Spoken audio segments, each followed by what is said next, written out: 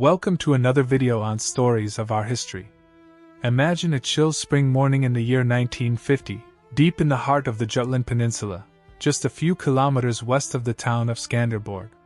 Two men working a peat cutting in a narrow waterlogged valley called Illerup Ådal are peeling back layer after layer of dark, fibrous bog when their spade strikes something that rings out with a metallic clang. At first they think it is a piece of scrap iron, perhaps an old plowshare abandoned centuries ago, but as they carefully clear away the thick, acidic muck, the unmistakable shape of a sword blade emerges, bent nearly double, its edge still sharp, its pattern-welded surface shimmering faintly under the dull northern light. Within hours local authorities are notified and a small team from the Forhistorisk Museum in Aarhus, led by curator Harold Anderson, descends on the site. What they find over the following weeks will shatter every preconception about the Iron Age inhabitants of Scandinavia. Row after row of deliberately ruined weapons lie entombed in the ancient lakebed, as if an entire army had been systematically disarmed and its armament cast into the water in a single, violent act of ritual annihilation. By the time the first major excavation concludes in 1956, more than 1,500 objects have been recovered from just a tiny fraction of the basin, and archaeologists already suspect that the valley holds tens of thousands more. This is the beginning of one of the most extraordinary chapters in European prehistory, the discovery of the great weapon sacrifices of the Danish Bogs, a practice. The valley of Illerup Ådal, whose name translates simply to Illerup River Valley, is a textbook example of a tunnel valley carved by glacial meltwater during the last ice age. In the early centuries of the Common Era it was not the boggy meadow we see today but a pristine freshwater lake roughly 400 meters long, 150 meters wide and up to 4 meters deep, fed by springs and surrounded by gently sloping alder and birch forests. Because the lake bottom was composed of fine organic silt overlaying an impermeable clay layer, oxygen could barely penetrate the sediment, creating anoxic conditions that perfectly preserved iron, wood, leather, textiles and even human hair for nearly 2,000 years. This freak of geology transformed Illerup into a time capsule of staggering richness. When Harold Anderson and his colleagues began opening trenches in the 1950s, they immediately encountered layered deposits of military equipment that followed a distinct and baffling pattern. Swords, magnificent double-edged blades forged from multiple twisted iron rods and carbized to a steely hardness, were bent into semicircles or folded cleanly in two as if some giant had taken them in his fists and snapped them like twigs. Spearheads had their long iron shanks deliberately hammered over at right angles, while the wooden shafts to which they had once been attached were chopped into short segments and scattered. Round wooden shields with iron bosses were split and crushed, the delicate bronze or silver ornaments that had decorated the rims torn off and thrown separately. Even small personal items such as fire-making steels, combs made of antler, bone gaming pieces and tiny silver pendants were included in the destruction, suggesting that the victors had stripped their enemies of every conceivable possession and then consigned it all to the deep. As the excavation expanded during a second, far larger campaign conducted between 1975 and 1985 under the direction of Jørgen Ilkjær of Mosgard Museum, the true scale of the deposit began to reveal itself. Using modern water pumping systems to drain the bog, Ilkjær's team exposed an area of roughly 2,500 square meters and recovered over 15,000 artifacts, making Illerup the largest single weapon sacrifice ever discovered anywhere in the world. The material was not randomly scattered but carefully arranged in distinct clusters that corresponded to discrete offering events separated by decades or even centuries. Through meticulous stratigraphic analysis combined with radiocarbon dating and dendrochronology of the few surviving wooden items, Ilkjær identified 4 primary horizons: Illerup Place A, dated to approximately 210 C, Place B, around 225 C, Place C, circa 375 C, and Place D, somewhere between 420 and 450 C. Each layer contained the broken equipment of a different defeated army, and because the composition of the weapon types and their stylistic details varied from layer to layer, archaeologists could begin to reconstruct the geographical origin of the warriors whose gear ended up in the lake. Place A, the oldest layer, yielded swords with hilts and blades of a type manufactured in the western Scandinavian peninsula, particularly in what is now Norway and western Sweden, along with shield bosses and spearheads identical to finds from that region. Place B contained a mixture of material with strong affinities to southern Sweden and the Baltic island of Gotland, while the upper layers showed influences from the Germanic tribes of present-day northern Germany. The inescapable conclusion was that Illerup was not a local cemetery or a domestic midden. It was a carefully curated repository of foreign weapons, the trophies of a victorious defending population that had repeatedly repelled invasions from across the Kattegat and Skagerrak seas. Standing at the edge of the reconstructed landscape, it is tempting to imagine the scene that must have unfolded after each battle. The defending army of Jutland, likely composed of several allied clans under a paramount war leader, would have driven the surviving invaders back to their ships or pursued them into the forests, killing many and capturing the bulk of their weapons, armor and personal gear. Instead of distributing this precious iron among the warriors as booty, a practice that would have been normal in almost any other Iron Age society, the Jutish victors systematically gathered every piece of enemy equipment, sorted it by type, and then proceeded to break, bend, crush and tear it apart in a highly structured and laborious process that sometimes involved heating the metal to make it more pliable. The sheer effort involved is staggering. To fold a pattern-welded sword of such high quality that it took a smith weeks to make required placing the blade in a fire until it glowed cherry red and then forcing it over an anvil, or a wooden former with hammers and heavy tongs. Each sword would have taken several minutes of intense work by a skilled craftsman, and with hundreds of swords to destroy the task must have occupied dozens of smiths for many days.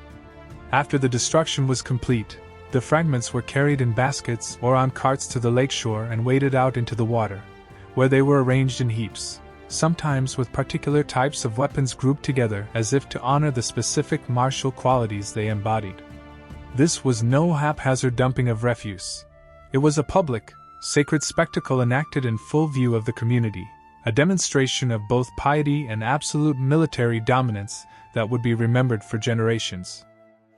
To understand why the inhabitants of Iron Age Jutland dedicated such enormous quantities of energy and wealth to destroying and drowning weapons, one must first penetrate the mental universe of the Germanic peoples during the Roman Iron Age, roughly the period between 1 and 400 CE. Unlike their better-known Viking descendants, the tribes of this era, referred to in Roman sources as the Cimbri, Teutons, Angles, Jutes, and Varini, among others, left no written records of their own. Our knowledge of their religious beliefs comes almost exclusively from archaeology, from the biased and fragmentary observations of Roman ethnographers such as Tacitus, and from cautious retrojection of later Old Norse mythology recorded in medieval Iceland. What emerges from this patchwork of evidence is a cosmological system deeply rooted in the concept of reciprocal exchange between the human world and an unseen realm of gods, ancestors, and chthonic powers that could be accessed through specific liminal places in the landscape: caves, springs, groves, and above all wetlands. Bogs, lakes and marshes held a special position in this sacred geography. Because a bog is neither solid land nor open water but something in between, it was perceived as a threshold where the boundary between the worlds grew thin, a place where one could communicate directly with the divine or even enter the underworld itself. The brown, staining water, the tendency of the ground to tremble underfoot, and the ability of the bog to slowly swallow objects over time all contributed to its numinous aura. To offer a valuable item to a bog was to remove it permanently from human circulation and transfer it into the possession of the supernatural beings who dwelled beneath the surface. Beings that were probably conceptualized as deities of war, fertility, death, and sovereignty. Tacitus, writing in his treatise, Germania, around 98 CE, provides the most direct literary evidence for the practice of weapons sacrifice. In chapter 12 he describes how the Germanic tribes convened regular assemblies at which priests presided over the settlement of disputes and the punishment of crimes, and he notes that after a major battle it was customary to dedicate the spoils of war to the gods. In chapter 7 he adds that the war leaders of the Germans fought for victory rather than for personal enrichment, and that they often dedicated the captured arms to their gods, often piling them up in a grove or flinging them into a marsh. This brief but invaluable testimony aligns perfectly with the archaeological record at Illerup and a dozen other Danish bog sites. The Roman historian interpreted the recipient of these sacrifices as Mercury, whom Tacitus regarded as the highest god of the Germans, but based on the later Norse pantheon we can be fairly certain that the deity in question was a progenitor of Odin, the god of war, frenzy, poetic inspiration, and the dead, or possibly Tyr, the one-handed god of justice and formal combat. Both deities were intimately associated with the fate of warriors and the disposition of captured arms. Odin's hall Valhalla was envisioned as a place where slain heroes practiced daily combat, and every evening their shattered weapons were miraculously restored, an image that may echo the ritual breaking and symbolic killing of arms that occurred in the bogs. The very word sacrifice derives from the Latin sacrum facere, to make sacred, and the act of removing weapons from the profane world by destroying them was precisely a process of sanctification. The religious logic of the bog sacrifices rested on a powerful binary opposition that anthropologists have identified in many traditional societies: the distinction between the raw, chaotic power of the enemy and the ordered, domesticated space of the victorious community. Enemy weapons, stained with the blood of kin and imbued with the hostile intent of their former owners, were perceived as spiritually dangerous objects that could not simply be adopted without risking pollution or supernatural retaliation. At the same time, they represented a concentrated essence of martial potency that the gods themselves desired. By breaking the weapons and submerging them in the bog, the victors effectively neutralized the threat, while simultaneously converting the captured martial energy into a gift for the divine. This gift established a debt that the gods were obliged to repay in the form of continued military success, fertile harvests, and social stability. It was, in effect, a cosmic contract sealed in iron and water. The physical destruction of the weapons was not incidental but essential. Only by irreversibly altering their form could their original identity be erased and their spirit liberated. A sword that had been heated and bent into a U-shape could no longer be called a sword in any functional sense. It had become a sacred object, a sword spirit, that now belonged exclusively to the gods. Some archaeologists have even suggested that the act of breaking a weapon was seen as killing it, sending its ghost to serve the god in the otherworld just as the warrior who wielded it had been killed on the battlefield.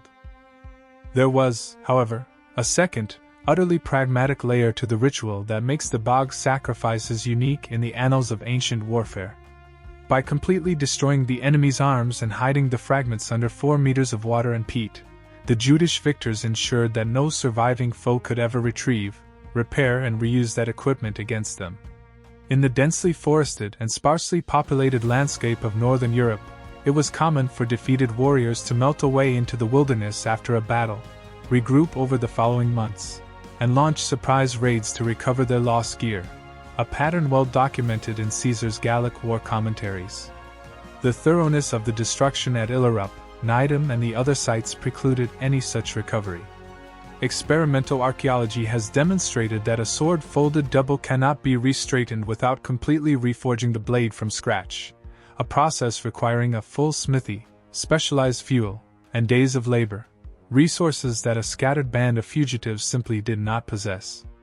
Even the wooden spear shafts, chopped into short lengths and thrown into the water, would have swollen and split in the acidic bog, rendering them useless. The lake itself acted as an impassable barrier. Once the weapons sank into the anoxic mud at a depth of 2 to 3 meters, no one without diving equipment and a sophisticated drainage system could hope to reclaim them. Thus the ritual destruction and bog deposition combined sacred obligation with cold strategic calculation, permanently disarming the enemy in both a spiritual and a material sense. This dual function helps explain why the tradition persisted for over 4 centuries, and why such staggering quantities of high-quality iron were committed to the waters. The logistics of the Illerup depositions reveal a society capable of coordinating labor on a scale that challenges traditional assumptions about the complexity of Iron Age Germanic communities. When Jörgen Ilkjer and his team mapped the distribution of the finds within Illerup Place A, they discovered that the weapons had been laid down in discrete, carefully organized clusters that reflected the structure of the vanquished invading army. One cluster, for example, consisted of over 100 swords, each bent or broken, all of similar make and closely packed together as if the contents of a single armory chest had been emptied into the water. Nearby was a concentration of nearly 300 spearheads, their long iron shanks driven deep into the lakebed in an upright position, while their wooden shafts lay bundled a few meters away. Another area contained the crushed remains of more than 60 round shields, their painted leather covers still faintly visible, stacked face down in an overlapping pattern. This spatial patterning implies that the victors sorted the captured booty by category before deposition, perhaps carrying it to the lake in organized processions that reflected the military units from which the weapons had been taken. The presence of elite gear, swords with silver inlaid hilts, shield ornaments of gilded bronze, and fragments of mail armor, clustered in separate zones from the common soldier's equipment further suggests that the social hierarchy of the defeated army was deliberately reproduced in the offering. The gods were being presented not just with a random pile of junk but with a complete, ordered representation of the enemy host, a symbolic army that would serve them in the afterlife.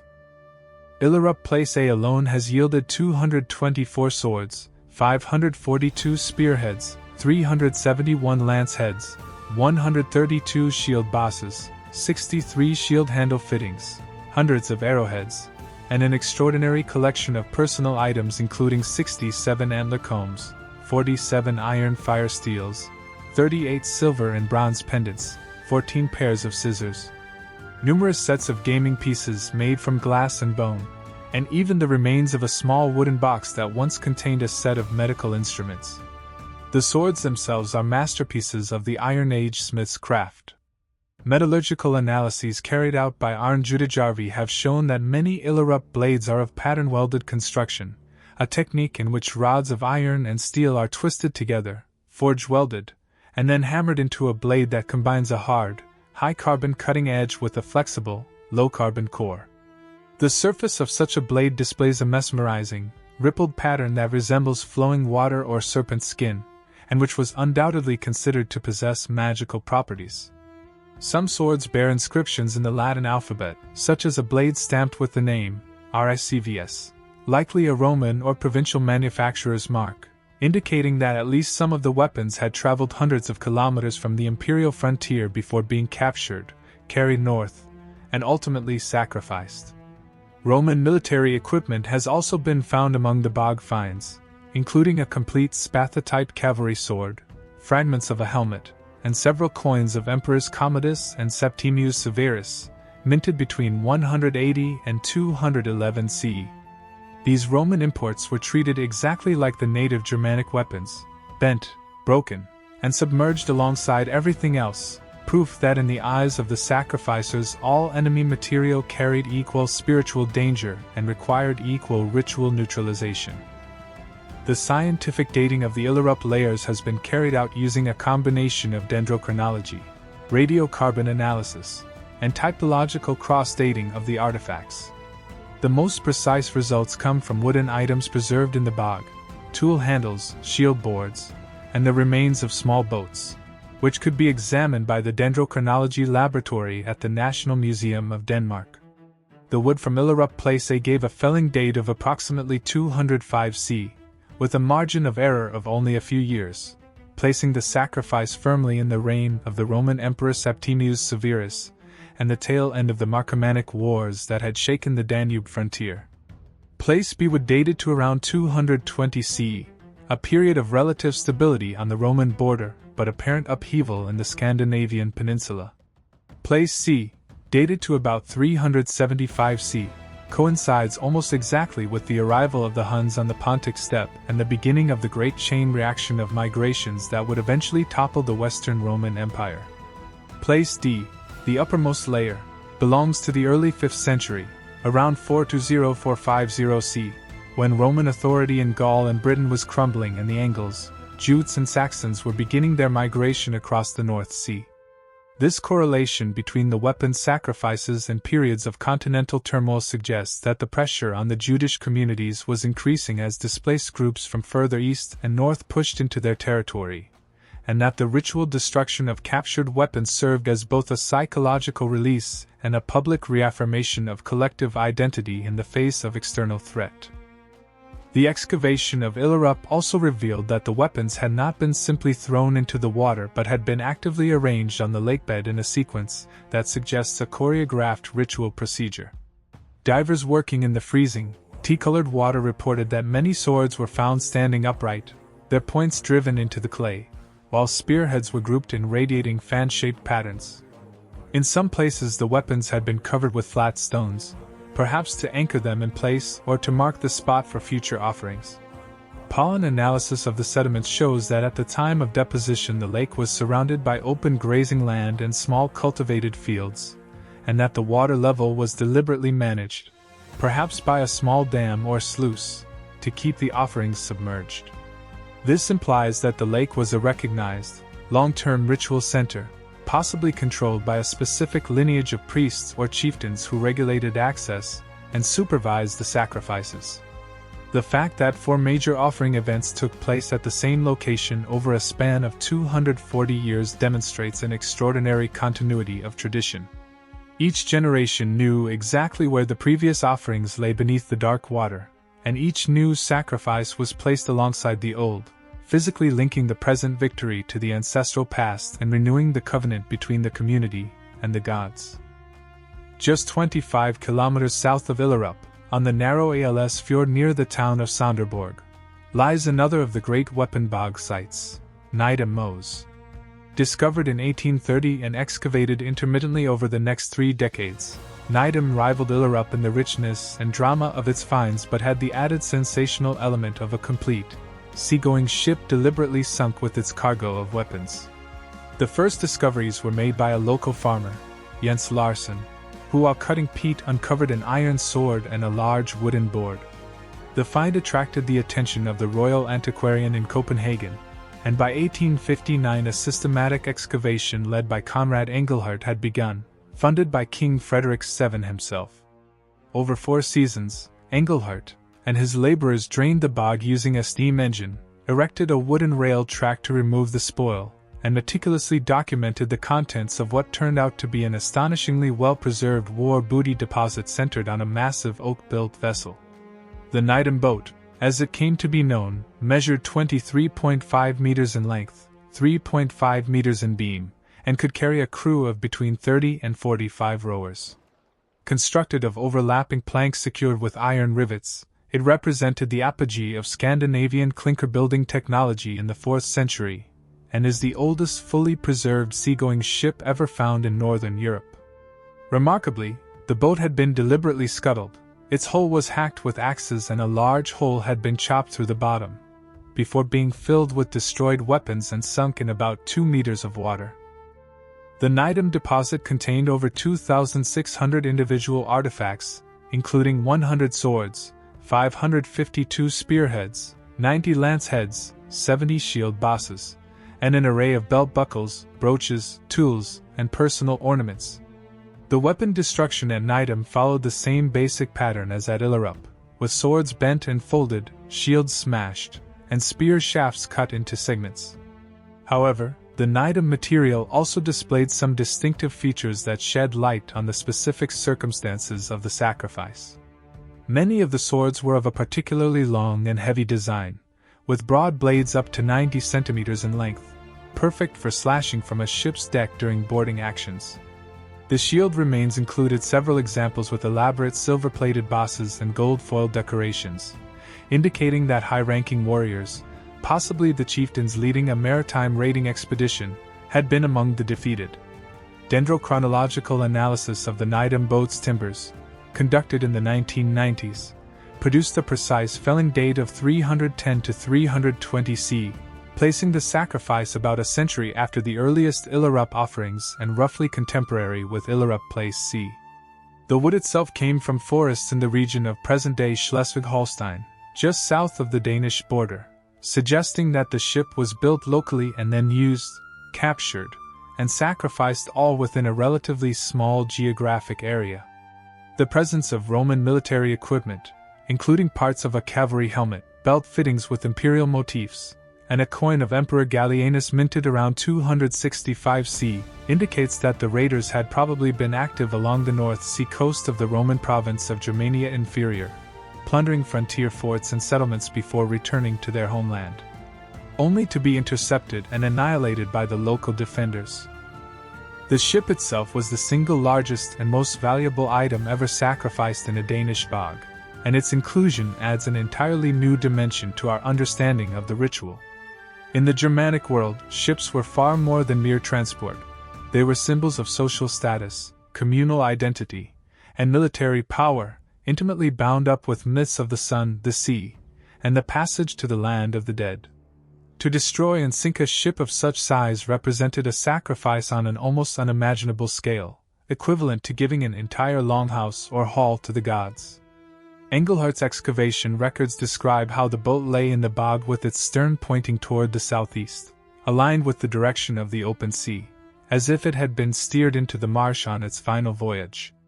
Inside the hull, the weapons were arranged in layers, with the heaviest items at the bottom and lighter objects, such as arrows and personal accessories, placed near the top. Near the prow, excavators found a small group of human bones, the skull and limb fragments of a young adult male, lying among the weapons, although the acidic bog had dissolved the rest of the skeleton. Whether this represents a human sacrifice offered alongside the weapons, or simply the remains of a crew member who went down with the ship, remains a matter of intense debate, but the association is unmistakable and adds a somber, sacrificial dimension to the Nydam deposit. The careful recording techniques employed by Engelhardt, though primitive by modern standards, allow us to reconstruct the sequence of events at Nydam with considerable confidence.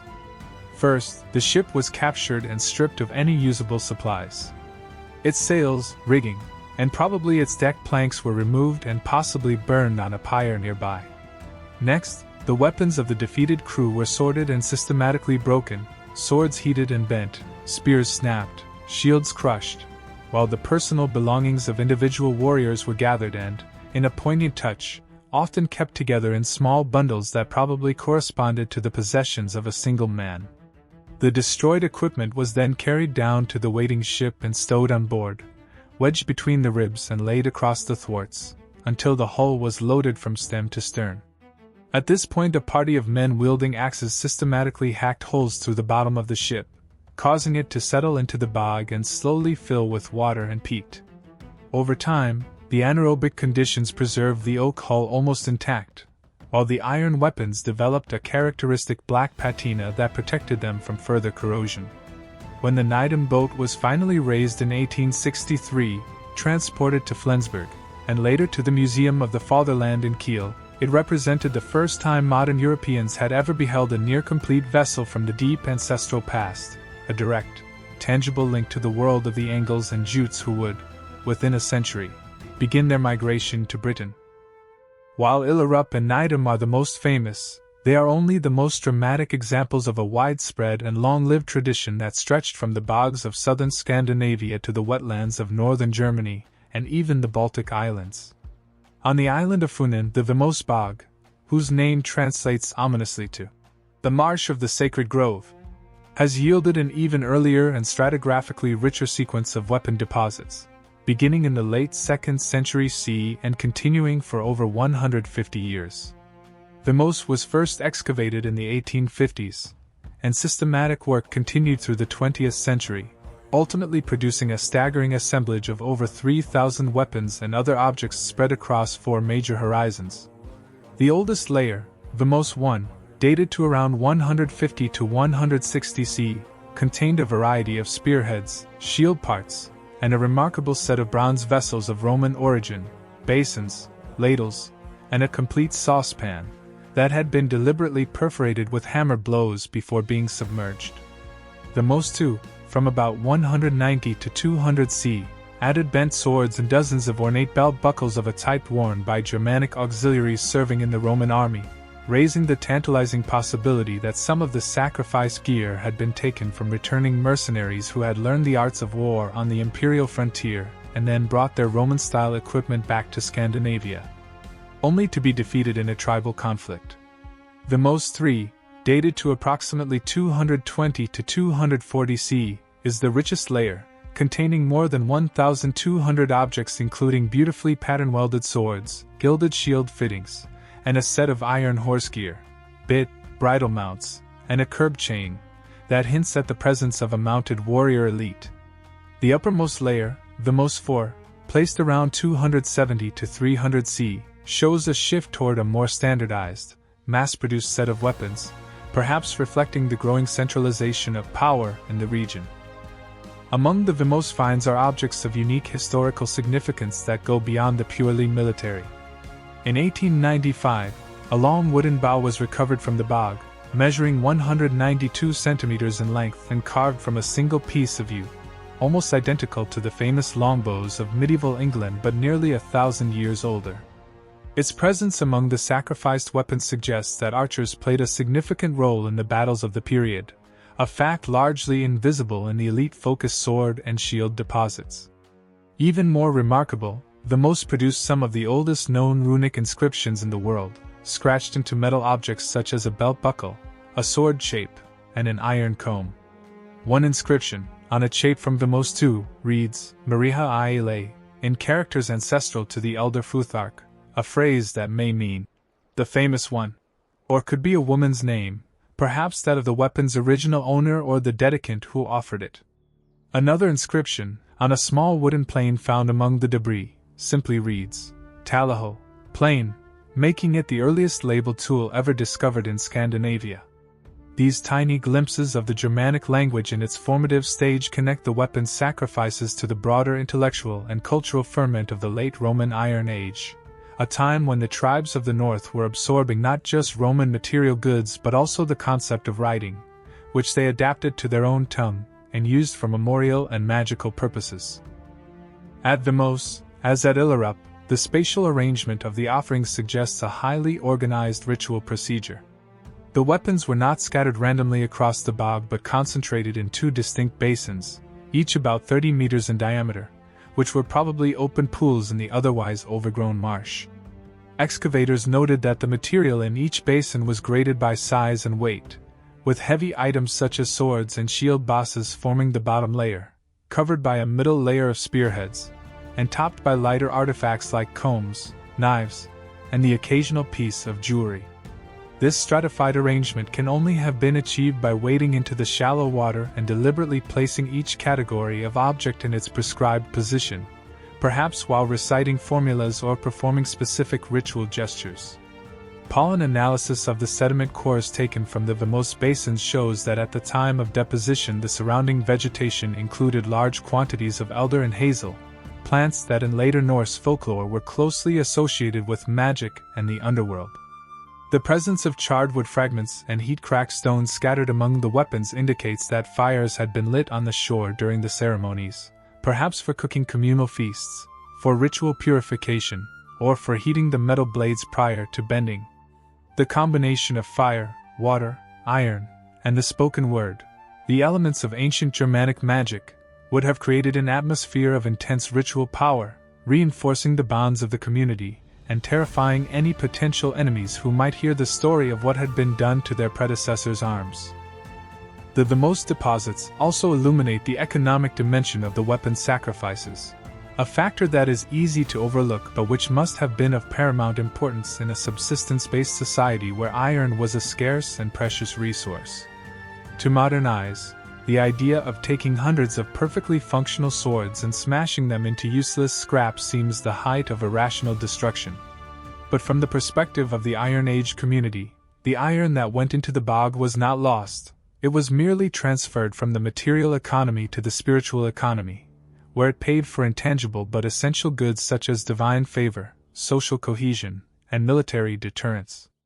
Moreover, the act of sacrifice removed a huge quantity of iron from circulation, which would have had the effect of maintaining the value of the metal that remained and preventing the market from being flooded with cheap weaponry.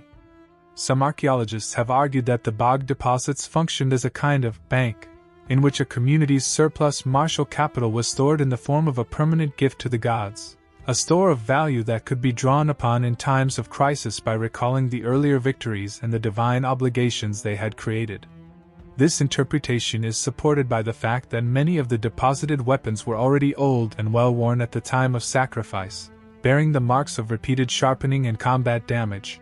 They were not a community's best weapons but the captured equipment of enemies, and thus their removal from the secular economy did not diminish the fighting capacity of the victors in any way. The oldest of all the great Scandinavian weapon sacrifices predates the Roman Iron Age and pushes the tradition back into the late pre-Roman Iron Age, around the middle of the 4th century BC. On the small island of Als, not far from the later Nydam site, a narrow valley called Hjortspring Mose concealed a find that rewrote the early military history of Northern Europe. In 1880, peat cutters working in the bog uncovered fragments of a wooden boat, and subsequent excavations in 1921-1922 led by Gustav Rosenberg revealed the almost complete remains of a long, narrow war canoe, 19 meters in length but only 2 meters wide, built from 5 limewood planks lashed together with bast fiber ropes and propelled by 20 paddles. The Hjortspring boat, carbon dated to approximately 350 BC, is the earliest plank-built vessel ever discovered in Scandinavia and represents a type of craft used by the Germanic tribes centuries before they learned to build the clinker-constructed ships of the later bog periods. Packed inside and around the canoe were the weapons and gear of an entire raiding party: 138 spears with both iron and bone heads, 31 shields of alderwood with decorative bronze and iron fittings, 11 swords, 169 arrowheads, and a set of wooden vessels and tools. Like their Roman Iron Age counterparts, the Hjortspring weapons had been systematically destroyed, the swords were bent, the shields splintered, and the spear shafts broken, before being deposited in the bog together with the remains of a horse, a dog, a calf, and 4 piglets, animals that had probably been sacrificed as accompanying offerings. What makes the Hjortspring find uniquely informative is the light it casts on the defensive strategies of the local population.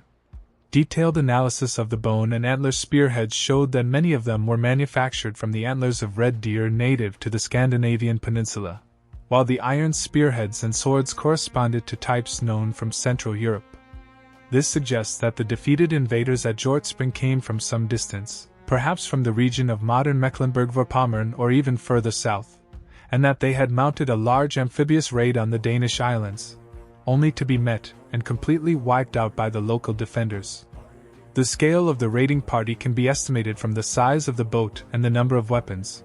The canoe could carry about 20 men, and the 138 spears indicate a force of at least that number, likely organized in 2 or 3 boatloads operating in concert. The defenders, after their victory, gathered up every scrap of the enemy's equipment, dragged the heavy canoe to the narrowest part of the valley, and there carried out a ritual destruction and deposition that directly prefigures the much larger ceremonies at Illerup and Nydam over 500 years later. Hjortspring thus demonstrates that the sacred custom of drowning broken weapons in bogs was not a sudden innovation of the Roman period but an ancient, deeply rooted tradition of the Germanic peoples, one that endured for at least 7 centuries. The animal remains at Hjortspring at a sacrificial layer that is mostly absent from the later Iron Age bogs, where acidic conditions have destroyed nearly all organic material. The horse, in particular, was a high-status animal closely associated with warrior elites and with the gods of the sky and the dead. Its inclusion suggests that the entire raiding force, including its mounts, was being handed over to the divine powers. The dog, often linked to the Underworld and the guardian of the boundary between life and death, may have served as a psychopomp, guiding the spirits of the slain warriors and their weapons into the otherworld. The calf and piglets were perhaps intended as a foundational offering, a gift of domestic fertility to secure the prosperity of the community in the wake of the battle. Together with the weapons in the boat, these animal remains constitute a miniature cosmos, a complete model of the raiding force and its supporting elements, all ritually killed and committed to the bog. Rosenberg's excavation records note that the boat was found with its bow pointing east, toward the rising sun, while the animal bones were concentrated near the stern, as if the vessel were being steered into the realm of the gods with the captain's animals at his back, a poignant scene that has inspired artists and reconstructions ever since. The Hjortspring boat itself, now housed in the National Museum of Denmark in Copenhagen, is an object of breathtaking simplicity and elegance.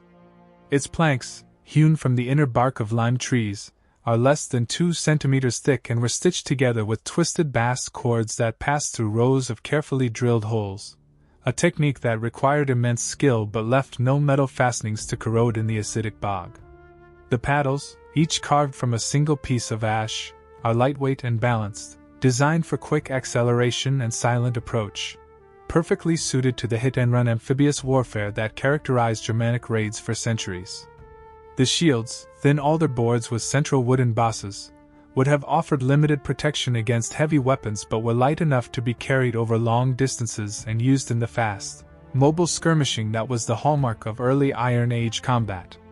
Taken together, the Hjortspring find provides an almost cinematic glimpse of a mode of warfare that had vanished from the earth 2,000 years before the first modern archaeologists arrived, a reminder that the bogs of Scandinavia preserve not just iron and wood but whole lost ways of life, frozen in the moment of their ultimate dedication to the gods.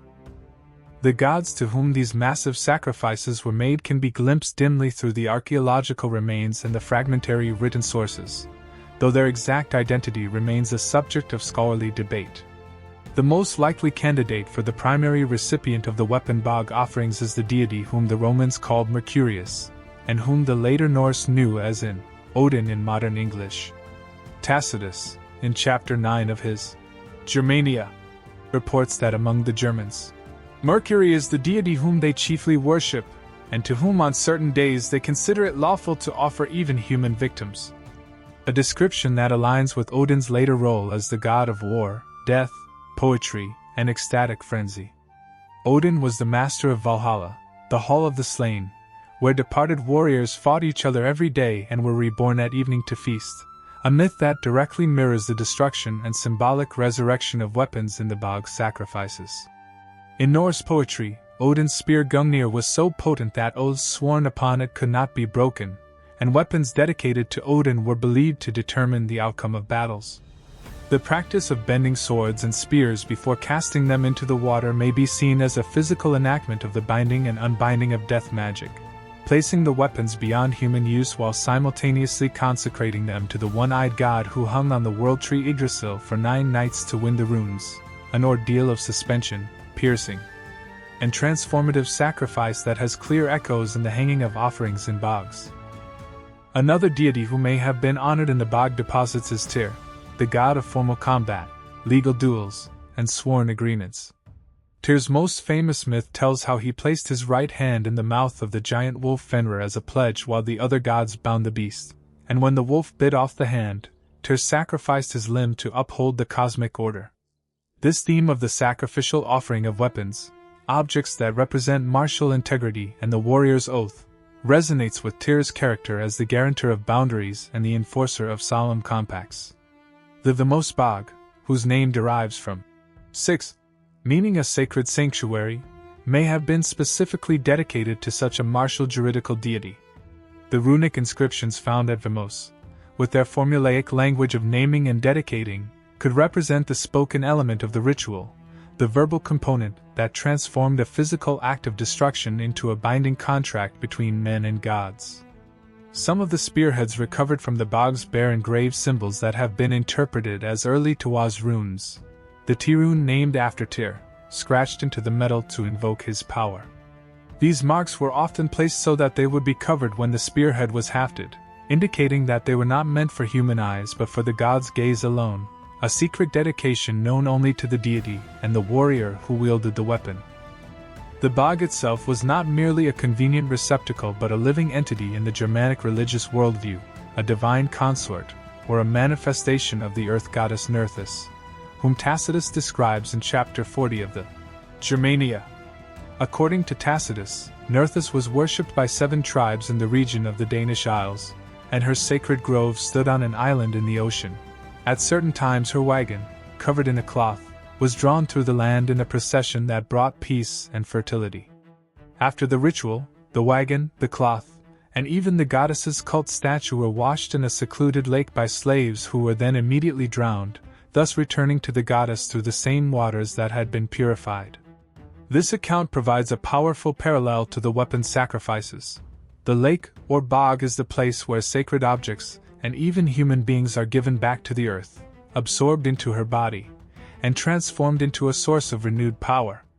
The brown, peaty water of the bogs, which stains everything it touches with the color of decay and yet miraculously preserves it from disintegration, would have been seen as the tangible medium of this exchange, the amniotic fluid of the earth goddess in which the spirits of the dead and their weapons were dissolved and reborn. The transition from the pre-Roman Iron Age to the Roman Iron Age saw a gradual shift in the pantheon and the rituals, perhaps reflecting changes in social organization and contact with the Roman world. The older deposits, such as Hjortspring and the earliest layers at Vimose, often contain a higher proportion of animal remains and seem to reflect a religion centered on a chthonic mother goddess and a warrior ancestor cult.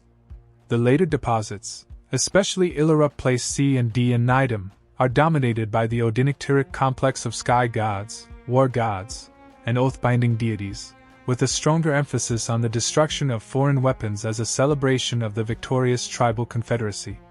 This shift may be correlated with the rise of a more stratified, warband-based society in which chieftains competed for prestige and the loyalty of armed followers, using the Bogs sacrifices as spectacular public performances to demonstrate their closeness to the gods and their ability to channel divine power.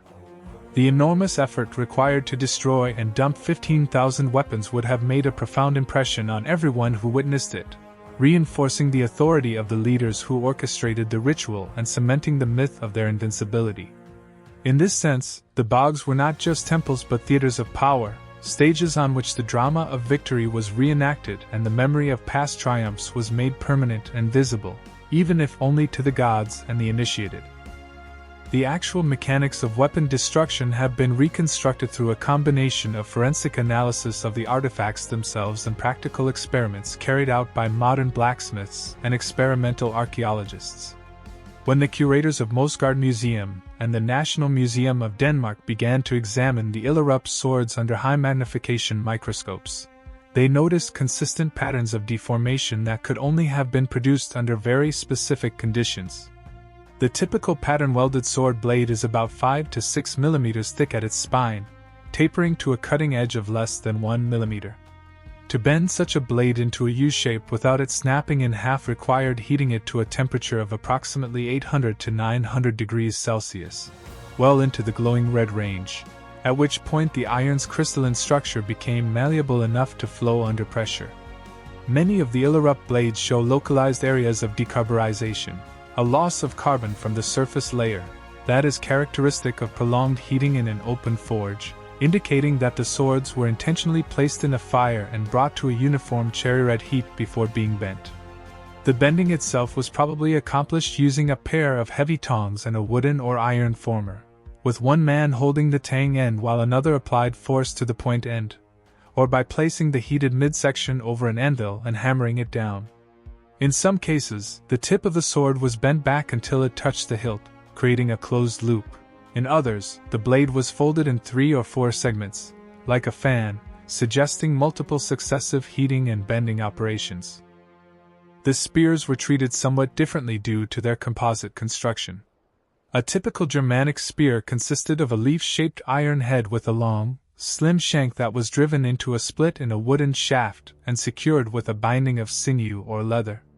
Experimental work has shown that the most efficient way to destroy such a weapon was first to cut or break the shaft into short segments, and then to heat the iron shank and bend it at a right angle, effectively converting the spear into a useless piece of scrap metal. At Illerup, many of the spear shafts were found bundled together, the cuts clean and aligned, indicating that they had been chopped with a heavy axe or sword on a flat working surface. The wooden shafts, though now partially decomposed, were originally between 2 and 3 meters long and made of ash, a wood prized for its strength and flexibility. The shields, built of thin alder or lime planks covered with painted leather, were simply crushed, sometimes by stamping on them with heavy boots or by hitting them with a club, other times by driving a spear or a sword point through the center of the wooden boss. The thin bronze or iron rim fittings were peeled off and bent into spirals, a distinctive form of damage that is so consistent across the bog sites that it must have been a prescribed part of the ritual. The psychological effect of hearing the shields crack and splinter, of seeing the proud swords glowing red and then bending like wet paper, would have been immense, a visceral demonstration of the total annihilation of the enemy's power. The personal items recovered from the bogs tell an even more intimate story of destruction. Combs of antler and bone, often beautifully decorated with incised geometric patterns, were snapped in two, iron knives were bent into loops, bronze brooches were crushed underfoot, and the tiny silver pendants known as bracteates were hammered flat. These objects were not weapons in the strict sense, but they were just as thoroughly killed as the swords and spears. This suggests that the ritual was not narrowly focused on military equipment but encompassed the entire portable identity of the defeated warriors. Their grooming tools, their jewelry, their gaming pieces, their personal talismans. By destroying these intimate possessions, the victors symbolically erased the enemy's personhood, reducing each individual to nothing more than a memory, while simultaneously transferring his essence to the gods. At Illerup Place A, archaeologists found a tiny wooden box containing a complete set of what has been interpreted as medical instruments: a bronze scalpel, a pair of forceps, and a small spatula, all deliberately broken before being placed in the box and dropped into the lake.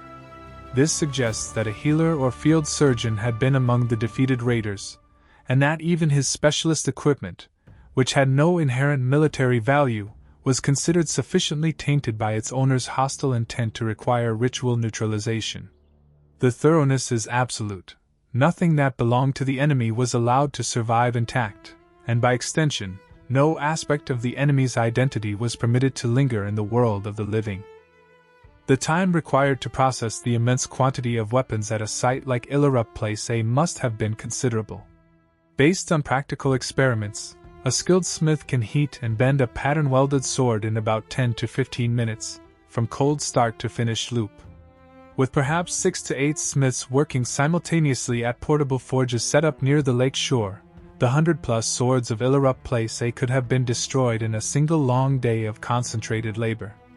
The spears, which required less heating and were quicker to bend, could be processed at a faster rate, while the shields could be smashed by unskilled workers or even children. All told, a workforce of 40 or 50 people, smiths, assistants, woodchoppers, carriers, could probably accomplish the entire destruction of an army's equipment in 2 to 3 days. The deposition phase, in which the broken items were transported to the water and arranged in patterns, would have taken several more days, especially if specific placement rules had to be observed. The whole sequence, from the close of the battle to the final immersion of the last shield fitting, likely extended over a week to 10 days, during which time the victorious community would have been consumed by a frenzy of ritual activity, culminating in a great feast in which the meat of sacrificed animals was eaten, the deeds of the warriors were celebrated, and the covenant with the gods was sealed. Who were the men whose weapons ended up in the bogs, and where did they come from? This question has driven decades of archaeological detective work, employing every available scientific technique to extract information from the metal, wood, and organic residues preserved in the deposits. The swords of Illerup Place A, with their characteristically Scandinavian pattern welding and their tang buttons of a type found only in western Norway, point overwhelmingly to an origin in the fjordlands around present-day Bergen and Stavanger.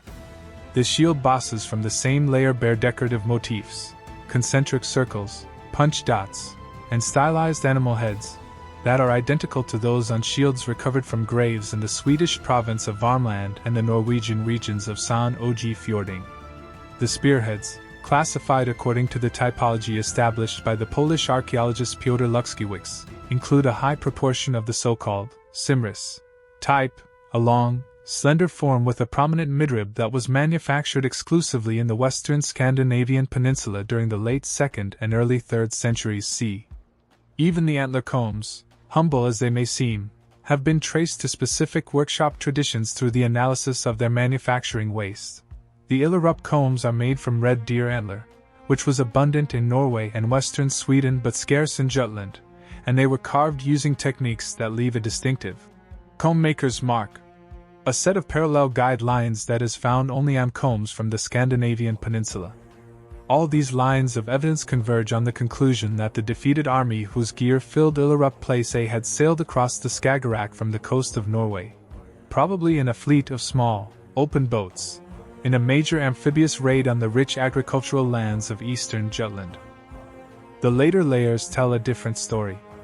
Illerup Place C, dated to around 375 C, contains a much more diverse assemblage of weapons that points to a multi-ethnic raiding force drawn from a wide area. Here, alongside the familiar Norwegian-type swords, were found spears of the haver type, characteristic of the Swedish island of Gotland and the eastern Baltic, bows and arrows of a Finnic design, with short, broad arrowheads suitable for hunting in dense forest, and a set of heavy-throwing javelins known as anguns, that were typically used by the Germanic tribes along the Rhine frontier in Roman service. This cosmopolitan mix suggests that by the late 4th century the pressure on the Jutish peninsula was coming not just from Scandinavia but from a broad arc of peoples displaced by the turmoil associated with the Hunnic expansion into Europe. Some of these raiders may have been former Roman mercenaries, now unemployed and seeking plunder. Others may have been whole communities on the move, carrying their families and possessions with them in a desperate search for new land. The presence at Illerup Place C of a small bronze statuette of a Roman lar, a household god, with its head deliberately broken off, is a particularly poignant piece of evidence. It suggests that at least one of the raiders had been living in a Roman province, had adopted Roman domestic religion, and had brought his little shrine god with him on the expedition, only to see it ritually executed, along with his weapons when he was defeated. The defenders of Jutland, by contrast, were a remarkably stable population. Skeletal remains from contemporary graves in the area around Skanderborg and Aarhus show a population that was well-nourished, relatively tall, and genetically homogeneous, with few signs of intrusive migration. Their weapons, when found in settlement contexts or warrior graves, are of the same types as those in the sacrificial deposits, confirming that they were the ones doing the capturing and destroying, not being destroyed themselves. The Jutish defenders seem to have been organized in a loose confederation of clans, each controlling a specific territory and contributing a contingent of warriors to a combined defense force when an invasion threatened. The political center of this confederation may have been located at the large settlement complex of Illerup itself, which included not only the sacrificial lake but also a major contemporary village on the surrounding high ground, with longhouses, workshops, and storage buildings. The existence of 4 successive sacrificial layers at Illerup, spread over 240 years, implies that the ritual authority was passed down through the generations, perhaps within a single family of priest chieftains who claimed the exclusive right to mediate between the gods and the community. This long-term stability is extraordinary and suggests that the bog cult was not a peripheral folk practice but the central institution of the society, the axis around which political power, military organization, and religious identity all revolved. The battles that produced the sacrifices must have been ferocious affairs, fought with a desperation born of the knowledge that the losers would not only die but would be utterly erased from memory, their weapons taken and ritually annihilated. The landscape around the bogs retains the scars of ancient fortifications, linear earthworks, hilltop redoubts, and rows of sharpened stakes driven into the shallow lake margins, that showed the defenders carefully prepared the terrain to their advantage. At Illerup, the lake itself may have been used as a killing ground. The narrow valley funnels any approaching force along a predictable corridor, and the defenders could have positioned their main body on the high ground overlooking the lake, raining spears and arrows down on the invaders trapped in the muddy shallows. Once the raiders' cohesion broke, the defenders would have surged down the slopes to complete the slaughter, taking few prisoners. The total extermination of the enemy force, leaving no one to retrieve the bodies or weapons, was essential to the ritual logic. A single survivor returning home with a tale of defeat would weaken the symbolic potency of the sacrifice. This may explain the extreme thoroughness of the weapon destruction. The victors were taking no chance that even a single intact sword might be found years later by a scouting party, and used to stoke a desire for revenge. The preservation environment of the Danish bogs is so exceptional that it has allowed archaeologists to recover not only the weapons themselves but the fragile, fleeting traces of the human bodies that once wielded them, even when the bones have completely dissolved.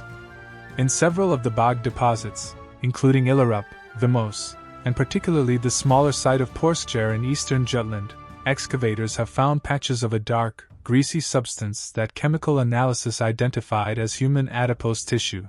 In other words, the decayed remains of soft body fat. Perhaps from warriors who fell into the lake during the fighting or whose bodies were deliberately thrown into the water as part of the ritual. At Illerup, one such patch contained embedded iron fragments that proved to be the remains of a male shirt, suggesting that a fully armored man had gone into the bog and had never been retrieved. Even more evocative are the rare finds of hair, human and animal, preserved by the acidic, oxygen-free conditions. At Nydam, a small braided lock of human hair, brownish red in color and still tied with a leather thong, was recovered from among the weapons, perhaps a love token kept by a warrior and stripped from him at his death. At Vimose, a hank of horsehair was found still attached to a bronze bridle mount, the last trace of a warhorse that had been sacrificed along with its rider's gear. These tiny relics remind us that behind the massive statistics, 15,000 objects, 224 swords, 542 spearheads, lie individual human tragedies, each bent blade marking the end of a life, a family, a lineage. The Bogs anoxic chemistry is the key to this miraculous preservation. When iron is submerged in waterlogged peat, a series of complex reactions occur in which the metal is slowly converted to iron carbonate, or siderite, which forms a stable, dark gray protective layer that prevents further corrosion. In effect, the bog pickles the iron, halting the rusting process and preserving the original surface of the metal, often still covered with the maker's hammer marks and the warrior's wear. The wooden items, shields, shafts, tool handles, and even fragments of textile, are preserved by a different process. The acidic water saturates the cell walls and prevents the bacteria and fungi that normally decompose organic matter from functioning. Over time, the cellulose in the wood is replaced by a gelatinous substance that holds the shape of the original object, so that when it is first excavated, a shield board can look almost as fresh as the day it was thrown into the water. The challenge for conservators is enormous, however. As soon as these waterlogged objects are exposed to the air, they begin to shrink, crack, and disintegrate. The conservation of the Illerup finds took decades and involved immersing each object in a succession of baths.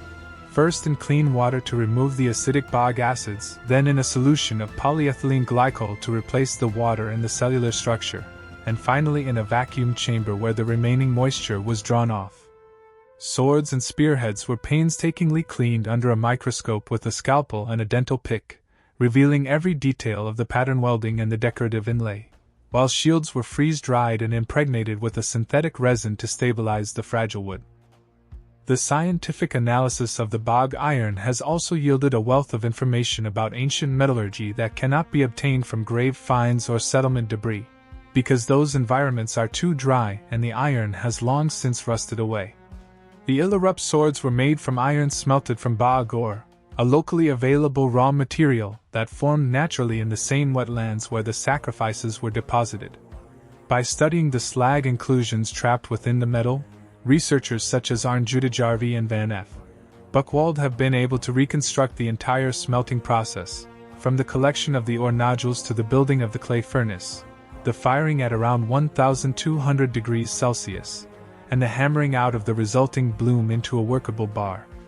The pattern welding technique required the smith to select bars with different carbon contents, twist them, forge weld them together, and then grind and polish the blade to reveal the pattern, a process that involved over 20 distinct stages and could take up to 200 hours of work for a single sword. The fact that such masterpieces of the smith's art were routinely bent, broken, and drowned is, from a modern perspective, almost incomprehensible, but it underscores the supreme value placed on the spiritual transaction over the material object. The gods demanded the very best, and the victors gave it without hesitation, confident that their gift would be repaid many times over in future victories and prosperity. Perhaps the most unexpected discovery to emerge from the conservation process was the presence of human and animal blood residues on many of the weapons. Using a technique called immunoassay protein analysis, conservators were able to test the surface of sword blades and spearheads for traces of hemoglobin and other proteins. Several Illerup swords tested positive for human blood, and some also showed traces of animal blood, likely from the gore of the battlefield, and the subsequent animal sacrifices. The blood had been preserved in the microscopic crevices of the pattern-welded surface, sealed away from the decomposing bacteria by the bog's acidity. This grim finding confirms that the weapons were not, for the most part, new, pristine items made specifically for sacrifice, but were battle-hardened veterans with a history of violence. When the victors bent these blades, they were not merely destroying metal. They were killing, weapons that had tasted the blood of their own kin, permanently ending the cycle of vengeance that such blood-charged objects could inspire. The deposition in the bog washed the blood away, dissolved it into the dark water, and returned it to the earth, cleansing the community of the pollution of death and making the land safe again for the living. The Nydam boat, resurrected from the bog and carefully reconstructed, occupies a hall of its own in the Illerup Castle Museum in Schleswig, where it has become an icon of early Germanic seafaring. The boat's dimensions and construction reveal a vessel of remarkable sophistication for the early 4th century. Its hull was built from 5 massive oak planks on each side, overlapping and riveted together with iron nails, a technique known as clinker construction that would later become the hallmark of Viking longships. The planks themselves, up to 20 centimeters wide and 4 centimeters thick, were hewn with adzes from radially split oak logs, following the natural grain of the wood to maximize strength and minimize weight. The boat had no keel in the strict sense.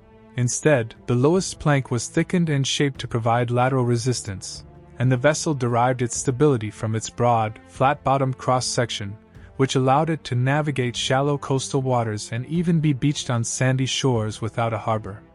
The propulsion system consisted entirely of oars, 30 positions arranged in pairs, with the oarsmen seated on thwarts that also served as structural crossbeams, and there is no evidence of a mast or sail. This means that the Nydam raiders would have rowed the entire distance from their homeland to Jutland and back, a journey that could have taken several days of exhausting effort, especially if they were fighting contrary winds and tidal currents in the Skagerrak.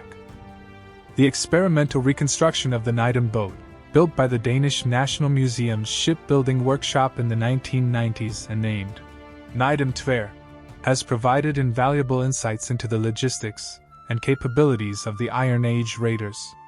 When launched on the fjord at Roskilde, the replica proved to be surprisingly fast and maneuverable, able to achieve a sprint speed of 6.5 knots under oars with a crew of 30, and to maintain a steady cruising pace of 4 knots over long distances. The ship's shallow draft of just 40 centimeters allowed it to glide over sandbars and enter narrow river mouths that would have been impassable to deeper-keeled Roman vessels, giving the Germanic raiders a crucial tactical advantage in their hit-and-run attacks on coastal settlements. The crew found, however, that the open boat was extremely wet and exposed, with waves frequently splashing over the low gunwales, and that the oarsmen would have needed to work in short, intense rotations to avoid hypothermia in the cold northern waters. Provisions for a multi-day voyage had to be minimal: dried fish, hard bread, and small barrels of water, and there was no room for sleeping on board. The raiders must have relied on establishing hidden camps on secluded beaches or uninhabited islands each night, cooking their meals over driftwood fires and keeping a watch for local patrols. The logistical vulnerability of such an expedition explains why the defenders of Jutland, alerted by lookouts posted on coastal hills, were so often able to intercept the raiders and destroy them before they could retreat to their boats. The Nydam vessel, captured and sacrificed, represents the end point of a failed amphibious operation, its crew overwhelmed and their beautiful ship towed to the bog and richly killed like a great sea beast. The Nydam deposit also includes a number of objects that have no direct parallel at the other bog sites and that hint at the special significance of the ship's sacrifice. Among the personal gear recovered from the hull was a complete set of board game pieces made from glass and jet, arranged in a small leather pouch. The game was probably a Germanic variant of the Roman game, Le Trunculi, Little Soldiers, a strategy contest that simulated the tactical maneuvering of military units and was popular among warriors as a way of honing their battlefield skills. The presence of the game set in the boat suggests that the raiders were not a ragtag band of pirates, but a disciplined warband with a shared culture and a hierarchical command structure, men who passed their evenings aboard ship playing at war, while their real weapons rested at their sides. Another unique find from Nydam is a small wooden figure, about 15 centimeters tall, carved in a stylized human shape with exaggerated male genitals. Whether this was a ship's mascot, a protective amulet, or a cult image of a fertility god brought along to ensure the success of the raid cannot be determined, but its presence among the sacrificed weapons adds a layer of overt religious meaning to the deposit. The figure was found with its head deliberately broken off, like the Roman Lars statuette at Illerup Place C, indicating that even the sacred images of the enemy were not spared the ritual of killing and transformation. After the sacrifice was complete, and the hull had settled into the mud, the Nydam Bogs slowly reclaimed the site. Pollen cores taken from the sediment show that within a generation the open water had been colonized by sphagnum moss, forming a floating peat mat that gradually thickened until it covered the wreck entirely. The iron weapons inside the boat, already bent and broken, continued their slow chemical transformation into iron carbonate, while the oak hull absorbed water until its cells were almost completely saturated. For over 1600 years the Nydam boat lay undisturbed, the memory of its sacrifice fading from human recall until only a vague legend of a sunken treasure may have lingered in the local folk tradition.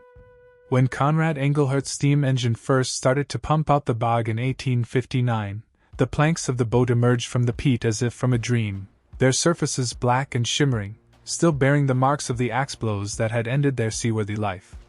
The recovery of the Nydam boat was a feat of engineering and determination that captured the imagination of Europe and laid the foundation for the modern discipline of wetland archaeology, demonstrating that the bogs of the north held treasures beyond anyone's wildest expectations.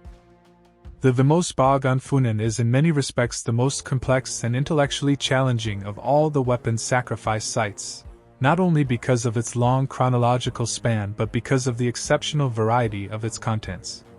Excavated intermittently between 1850 and 1990 by a succession of archaeologists including Wilhelm Boy, Mogens Orsens, and Ola Lund Hansen, Vimose has been a testing ground for every new analytical technique developed in Scandinavian archaeology, from traditional typology to advanced metallurgy and residue analysis. The site's stratigraphy, however, was severely disturbed by centuries of peat cutting before systematic excavation began, and many of the early finds were recovered by local farmers and sold to museums without precise contextual information. Piecing together the sequence of deposits has therefore required a colossal effort of cross-referencing museum accession records, analyzing the varying states of preservation of the objects, and matching diagnostic artifact types to the few undisturbed areas of the bog. Despite these difficulties, the broad outline of Vimose history is now clear. The bog received at least 4 major weapon offerings between approximately 150 and 300 C, separated by intervals of roughly 50 years, with additional smaller deposits interspersed. The people who performed these sacrifices were the inhabitants of the large Iron Age settlement complex at Lundeborg, located on the coast of Funen about 10 kilometers from Vimose, a wealthy trading center that maintained contacts with the Roman Empire and the tribes of the Baltic. The Vimose material is characterized by an unusual abundance of Roman imports, reflecting the settlement's role as an entrepot for luxury goods flowing north from the imperial frontier. Among the sacrificial finds are more than 30 bronze vessels, bowls, ladles, strainers, and a magnificent handled pan, all of which had been deliberately holed with a hammer or a chisel before being deposited. One of these vessels, a beautifully preserved Eggers Type 92 saucepan with a folded handle terminating in a swan's head, bears a maker's stamp on the bottom reading, Sipivs Polybivs F, the mark of a well-known Campanian bronzesmith active in the late 1st century CE. The saucepan had therefore been manufactured in Italy, near Pompeii, perhaps a generation before the eruption of Vesuvius, and had passed through many hands over more than a century before ending up in a Danish bog, smashed and dedicated to the gods. Alongside the bronze were Roman coins, silver denarii of Antoninus Pius and Marcus Aurelius, that had been pierced and worn as pendants, glass beads of Syrian and Egyptian manufacture, and fragments of a silver drinking goblet decorated in the so-called Hoby style, named after the famous chieftain's grave on the island of Lolland. These objects reveal a society that was not isolated and backward but intimately connected to the global currents of trade and culture, a society that deliberately chose to take the most exotic and precious items available and offer them to the bog, thereby removing them from the economy and placing them beyond the reach of any human rival. One of the most intriguing classes of artifact from Vimose is the so-called war booty sacrifice inscriptions, the earliest runic texts ever discovered in the world.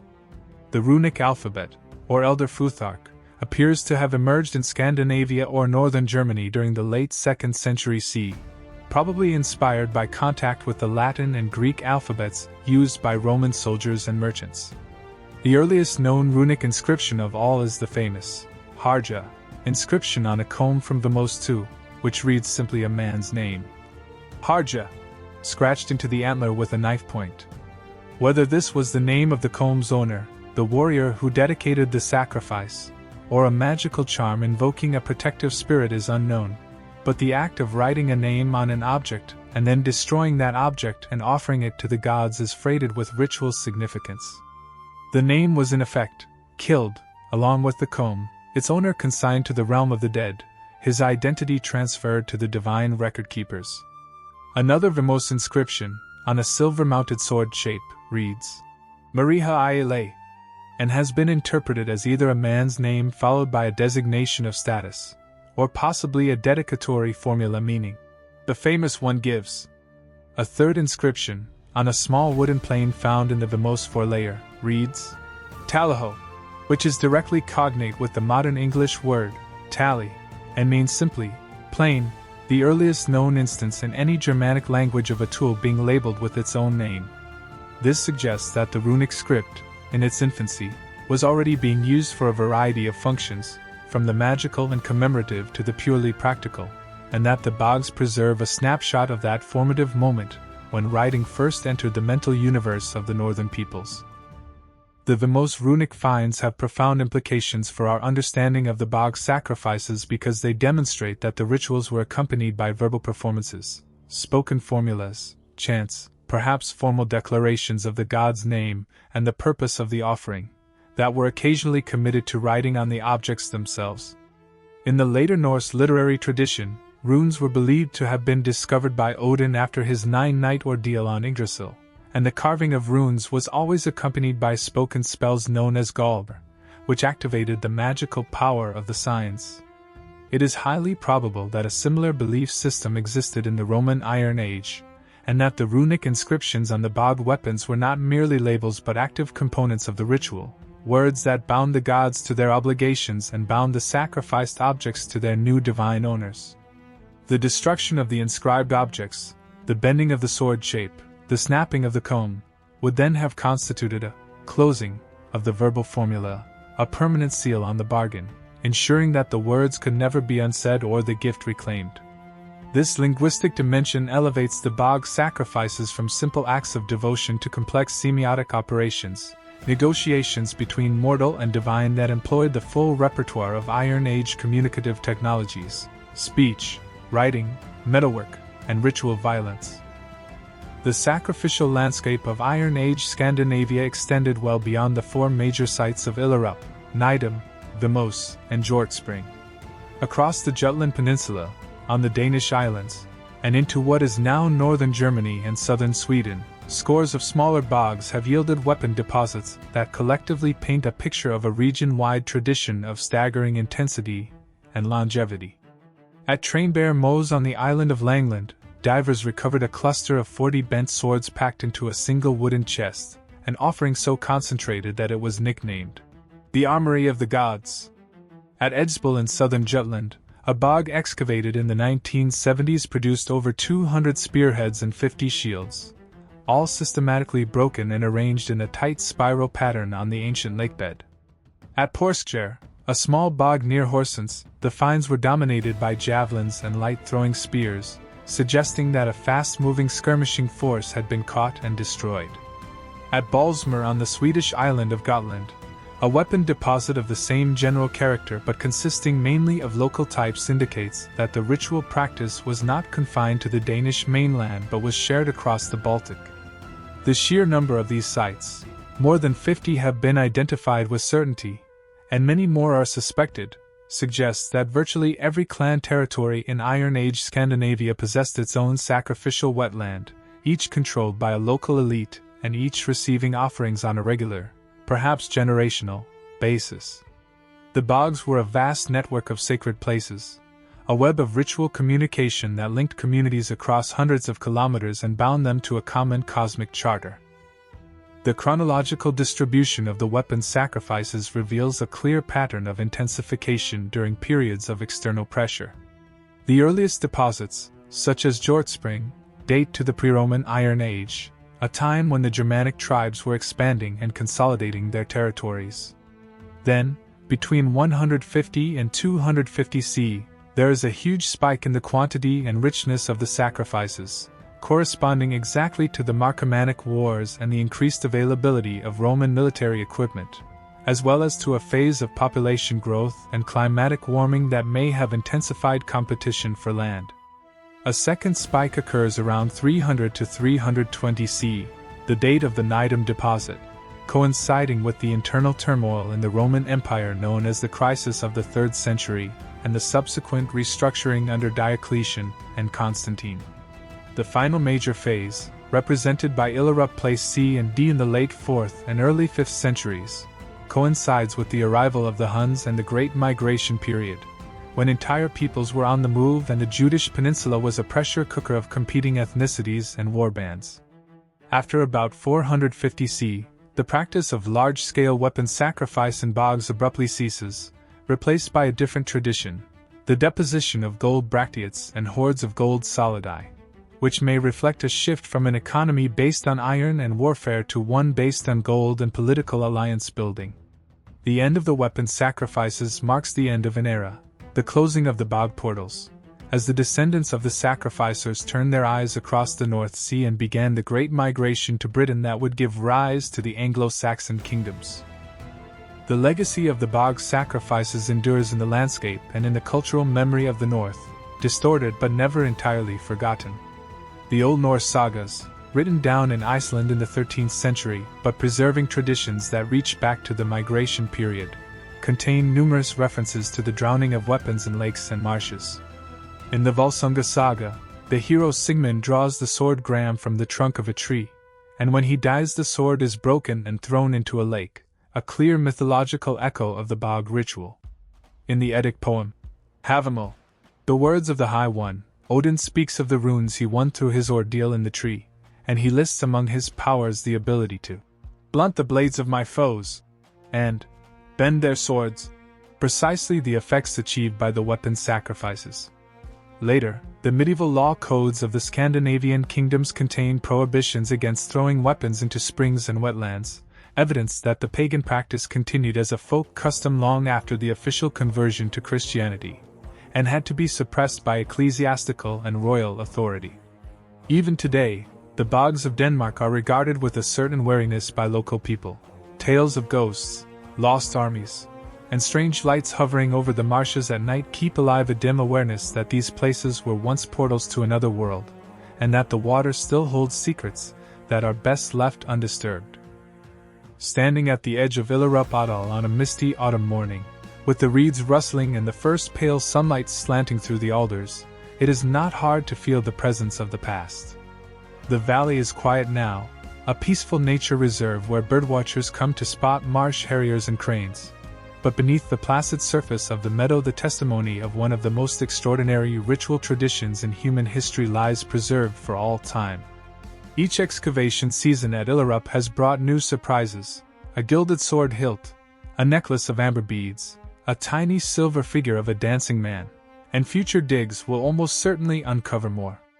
The bog has not given up all its secrets.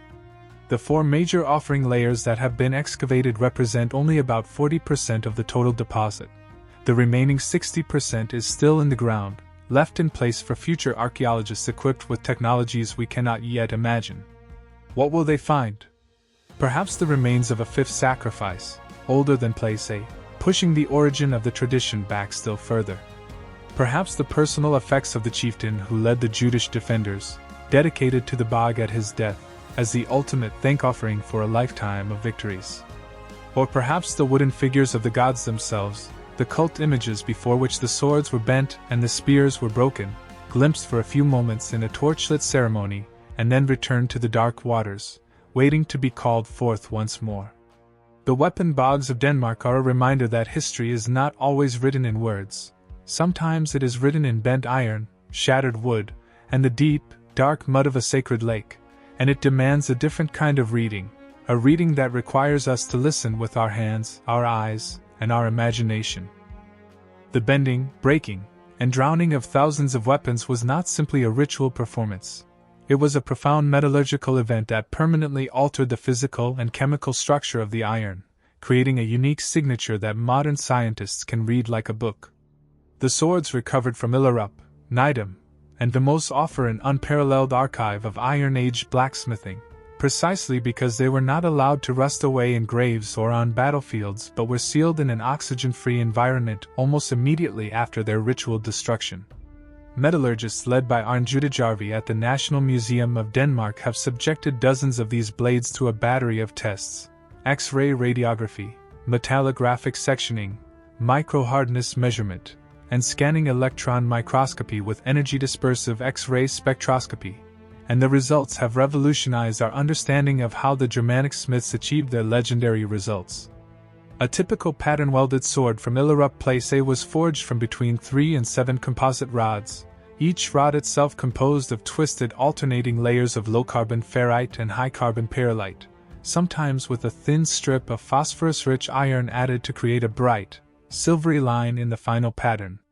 The central core of the blade was often a single homogeneous bar of medium carbon steel that provided the strength to resist bending in combat, while the edges were formed by welding on high carbon strips with a carbon content of up to 0.8%, which could be quench-hardened to produce a razor-sharp cutting surface.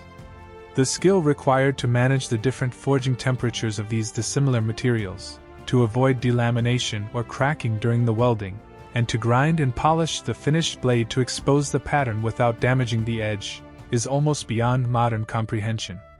One of the Illerup blades, catalogued as IA 5482, contains an astonishing 14 alternating layers in its central panel, each twisted in opposing directions to create a chevron pattern that appears to shimmer and move when the sword is turned in the light, an effect that must have seemed like pure magic to those who beheld it. The process of ritual destruction left telltale marks on the metal that allow us to reconstruct the exact sequence of operations. When a sword was heated for bending, the outer layers of the blade were exposed to the oxidizing atmosphere of the forge, causing a thin film of magnetite, or black iron oxide, to form on the surface. This film is distinctly different in crystalline structure from the siderite layer later deposited by the bog, and by examining cross-sections of the bent areas under high magnification, researchers can distinguish the thermal history of each weapon. The Illerup swords consistently show a zone of heat alteration extending 5 to 10 centimeters on either side of the bend, indicating that the smiths heated only the middle third of the blade, grasping the hilt and the point with tongs wrapped in wet leather to keep them cool and rigid. The temperature of the heated zone, estimated from the grain size of the recrystallized ferrite, reached between 850 and 920 degrees Celsius, which is precisely the range in which carbon steel becomes plastic enough to bend without cracking but not so hot that the metal begins to burn or spark. Achieving this temperature requires a charcoal fire with a carefully controlled air supply, a hand-operated bellows pumping at a steady rhythm, and the smith would have judged the moment by eye, waiting for the blade to glow a uniform orange-red, neither too dull nor too bright. In a few cases, the bend was executed imperfectly, and the blade snapped. Such snapped blades are found alongside the successfully bent ones, evidence that even skilled smiths occasionally made mistakes under the pressure of a large-scale ritual operation. The broken ends of these snap swords display a coarse, crystalline fracture surface characteristic of high-phosphorus iron, revealing that some of the imported Norwegian blades were made from inferior or that became brittle when heated and cooled rapidly. The spears and lances required a different thermal approach because their long, slender iron shanks were designed to absorb impact without breaking, making them tougher and more difficult to deform. The solution adopted by the sacrificers was ingenious. Instead of attempting to bend the shank while hot, they drove the spearhead point down into a heavy wooden block, leaving the shank protruding vertically, and then struck the shank repeatedly with a heavy hammer just above the point where it entered the wood. This caused the iron to bend at a right angle without any heating at all, a process known as cold bending, which is possible with low-carbon wrought iron due to its fibrous, slag-rich structure. The Illerup spearheads show characteristic stress lines radiating from the bend point, and several have small surface cracks that opened up during the bending but did not propagate through the entire cross-section. This cold working technique would have saved enormous amounts of time and fuel, allowing the ritual specialists to process hundreds of spears in a single day, reserving the forge heating only for the swords and the occasional elaborately decorated lance head. The shields, being made primarily of wood with thin iron fittings, were simply crushed, but here too a specific technique was employed. The shield boards were placed face down over a large stone or anvil, and a heavy club or mallet was used to deliver a single, massive blow to the iron boss in the center, driving it inward and splitting the wooden planks radially from the center. The resulting starburst pattern of cracks is so uniform that it can be used as a diagnostic feature to identify weapons that have been ritually destroyed as opposed to those damaged in combat, where the cracking is more random and often accompanied by cut marks from edged weapons. Beyond the mechanics of destruction, the bog environment itself continued to work on the metal for centuries, slowly transforming its very substance. The acidic, peaty water, rich in humic and tannic acids, leached away some elements while depositing others, creating a complex layered patina that conservators must carefully decode.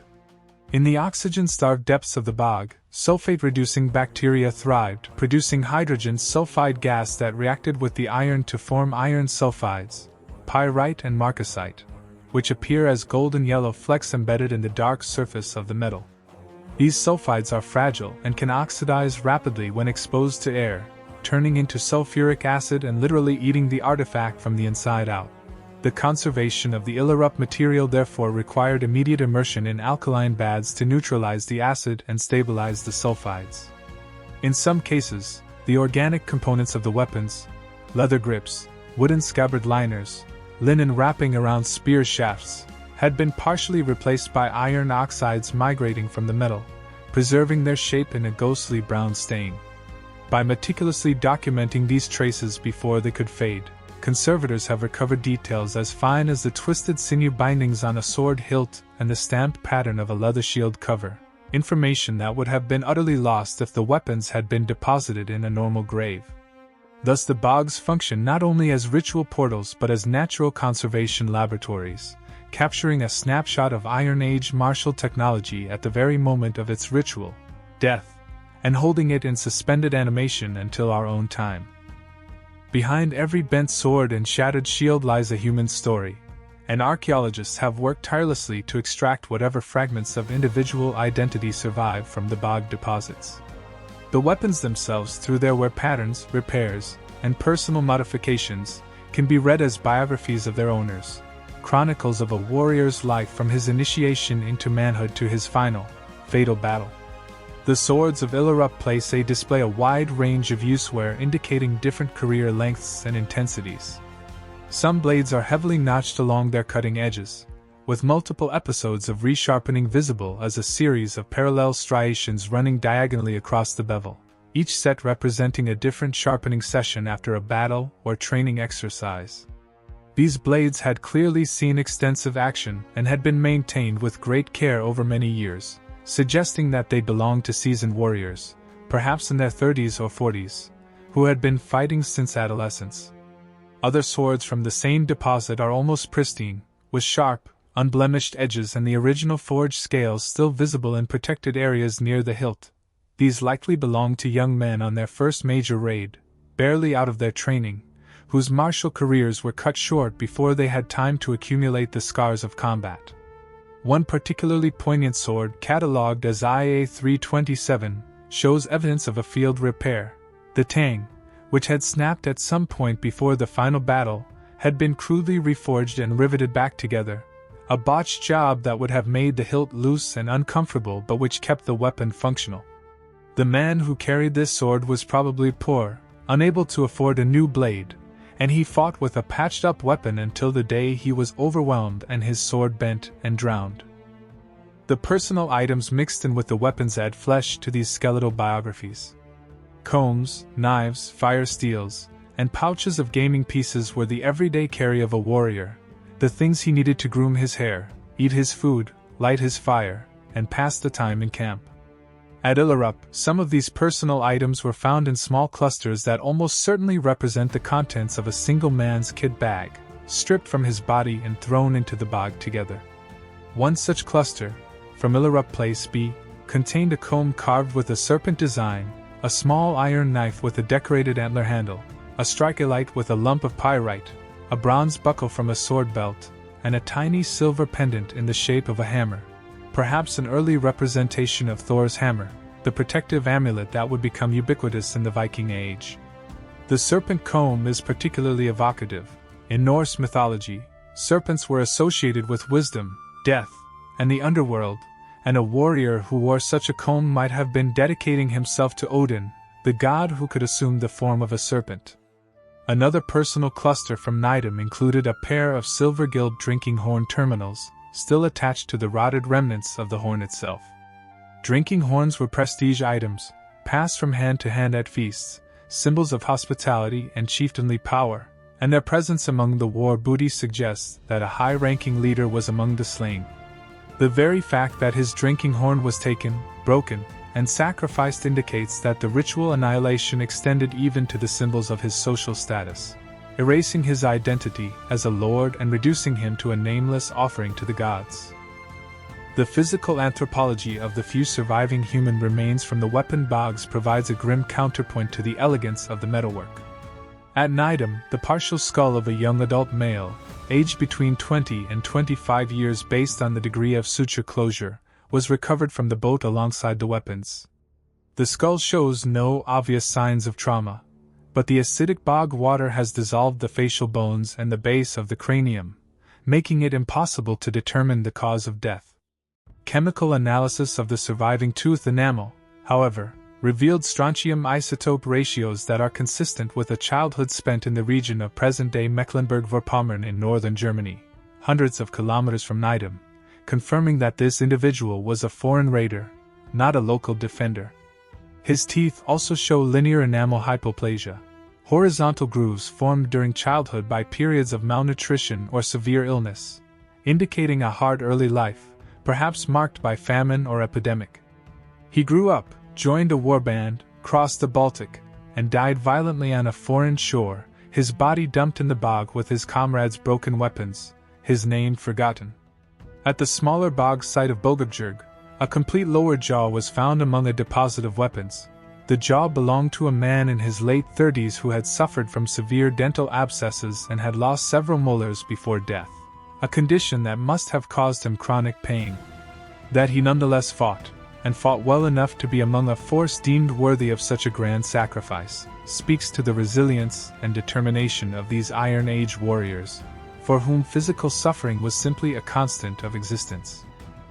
Perhaps the most moving testimony to the humanity of these people comes from the small, intimate objects that seem to have been keepsakes, tokens of love or memory carried into battle. In one of the Illerup layers, a woman's bronze brooch was found nestled among a cluster of spearheads, a domestic item far removed from the martial sphere. The brooch, of a type worn to fasten a dress at the shoulder, was finely decorated with punch dots and incised lines, and it had been deliberately bent, like the weapons, before being dropped in the water. How did a woman's brooch come to be among the war booty? Perhaps it belonged to the wife or sweetheart of a raider, who had given it to him as a parting gift, a promise that she would wait for his return.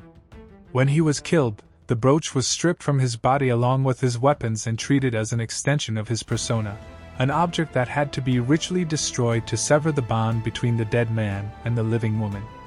Alternatively, the brooch may have belonged to a female camp follower, a wife, a slave, a prostitute, who was killed along with the warriors and whose possessions were thrown into the bog alongside the male gear. A similar story emerges from a find at Vimose, a tiny infant's feeding cup, made of clay and no bigger than an egg, lying among the bent swords and spearheads.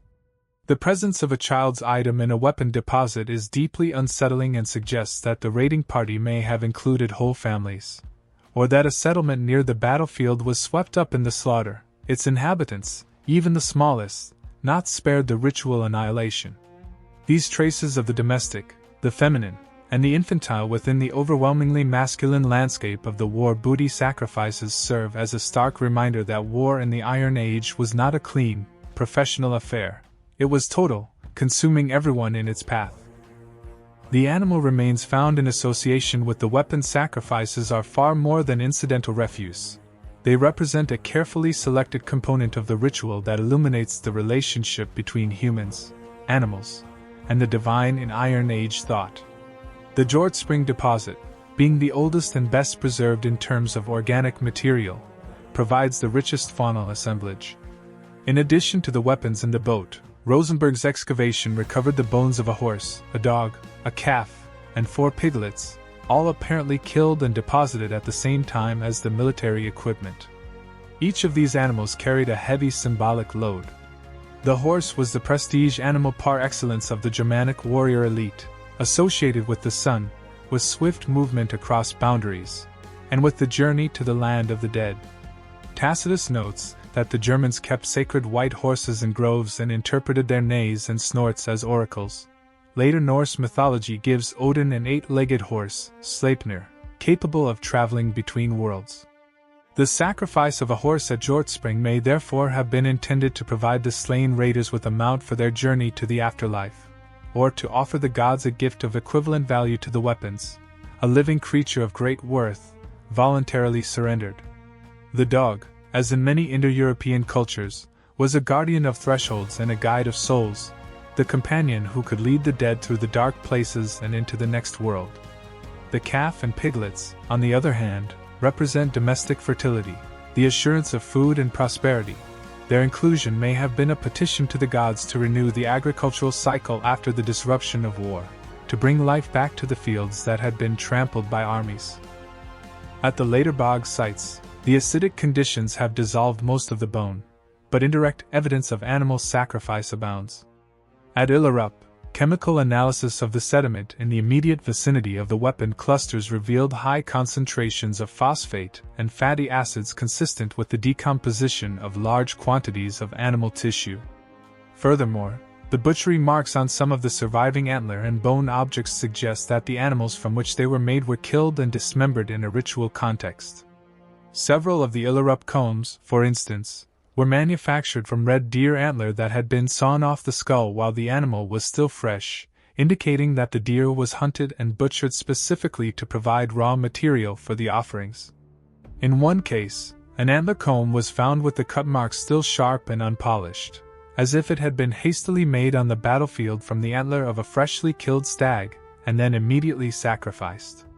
The Vimose bog yielded a number of horse gear items, bits, bridle mounts, and decorative fallery, that had been bent and broken like the weapons, indicating that the horses that wore this gear were themselves probably killed and perhaps deposited in the bog, though their bones have not survived.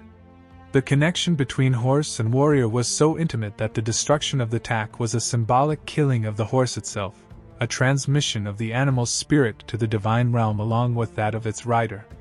This bond is beautifully illustrated by a find from Nydam, a small bronze pendant in the shape of a horse, worn smooth by handling, that was found among a warrior's personal effects. The man who carried that pendant may have been a cavalryman, or he may have invoked the horse as a protective totem, and when he fell, his tiny talisman was bent and sent to join him in the other world. The animal species chosen for sacrifice seem to have been dictated by a complex set of religious rules that we can only dimly perceive. Horses and dogs are the most consistently present across all the bogs, suggesting a pan-Germanic belief in their psychopompic functions. Pigs appear frequently, perhaps because of their association with the god Freyr, the Norse deity of fertility and peace, whose golden boar Gullinbursti could run across the sky and whose cult was particularly strong in Sweden and Denmark.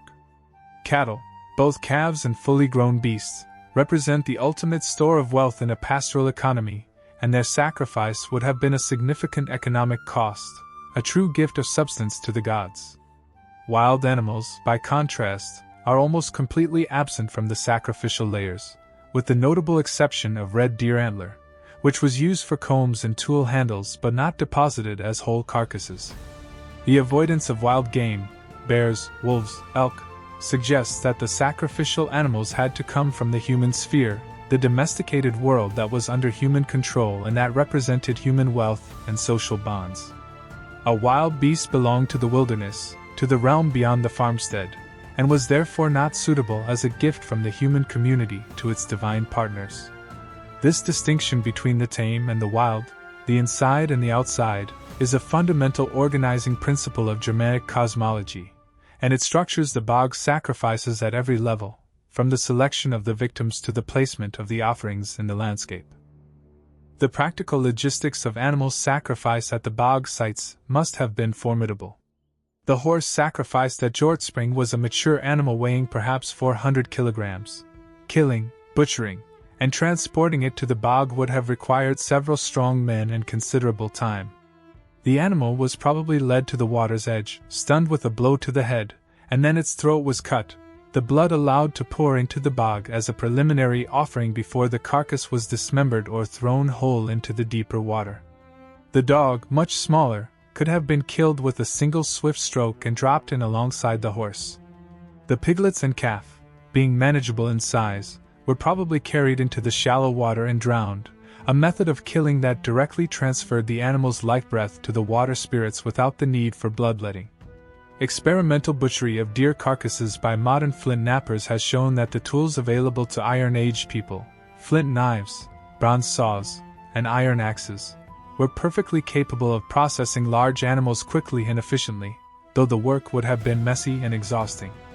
The fact that these animal sacrifices took place alongside the weapon destruction, probably over the same few days of intense ritual activity, suggests that the community was mobilized as a whole, with different groups responsible for different aspects of the ceremony: the smiths at their forges bending swords, the woodcutters chopping spear shafts, the butchers slaughtering the animals, and the priests and chieftains directing the entire complex performance. Who exactly presided over these colossal rituals of destruction and deposition? The archaeological and textual evidence points to the existence of a specialized religious class, a priesthood that combined the roles of war leader, law speaker, and mediator between the human community and the divine powers. Tacitus, in his description of the Germanic tribes, makes a clear distinction between the kings, reges, who were chosen for their noble birth, and the generals, duces, who were selected for their valor, but he also mentions a third category of leaders, the priests, sacerdotes, who alone had the authority to punish warriors, to interpret the will of the gods, and to preside over the public sacrifices. Capital punishment, imprisonment, even flogging are permitted only to the priests. Tacitus writes in chapter 7 of Germania, and they do this not as a punishment or by the general's order, but as if by the command of the god whom they believe to be present among those who fight. This passage is extraordinary, because it directly states that the gods were believed to be physically present on the battlefield and during the subsequent rituals, and that the priests were their mouthpieces and agents. The weapons that were bent, broken, and drowned were not being offered to a distant, abstract deity. They were being handed over to a god who was standing there, in the bog, among the warriors, receiving the gifts in person. The archaeology of the Illerup Valley supports the idea of a permanent priestly presence at the site. On the high ground overlooking the ancient lake, archaeologists have uncovered the remains of a large, rectangular building, measuring 25 meters long and 8 meters wide, that was constructed in the late 2nd century CE and maintained for over 300 years. This building, designated as the cult house, was not a dwelling. It had no hearth, no sleeping platforms, and no domestic refuse, but it did contain a series of post holes that probably supported a raised platform or altar, and the floor was covered with a thick layer of crushed, burnt bone, the residue of hundreds of animal sacrifices. Near the cult house, a deep pit was found filled with the broken remains of pottery vessels, all of a specialized type used for ritual feasting, and a scatter of gold and silver objects that had been deliberately cut into small pieces, as if the precious metal had been distributed among the participants in the ceremony before being returned to the earth. This complex of buildings and pits suggests that Illerup was not a place visited only in the aftermath of a rare battle, but a functioning religious center where rituals were performed regularly, perhaps on seasonal festivals or at the inauguration of new war leaders. A lineage of priests probably lived at or near the site, maintaining the sacred precinct, guarding the offerings, and passing down the esoteric knowledge of how to conduct the sacrifices correctly from one generation to the next. The training and initiation of these priests can only be guessed at, but comparative evidence from other Indo-European cultures provides some clues. The Celtic Druids, as described by Julius Caesar and other classical authors, underwent a 20-year period of oral instruction, memorizing vast quantities of sacred verse, law, and ritual procedure, because they were forbidden to write their doctrines down. The Germanic priesthood may have followed a similar model, with young candidates selected from the noble families and apprenticed to a senior priest, learning by observation, repetition, and participation in increasingly complex rituals.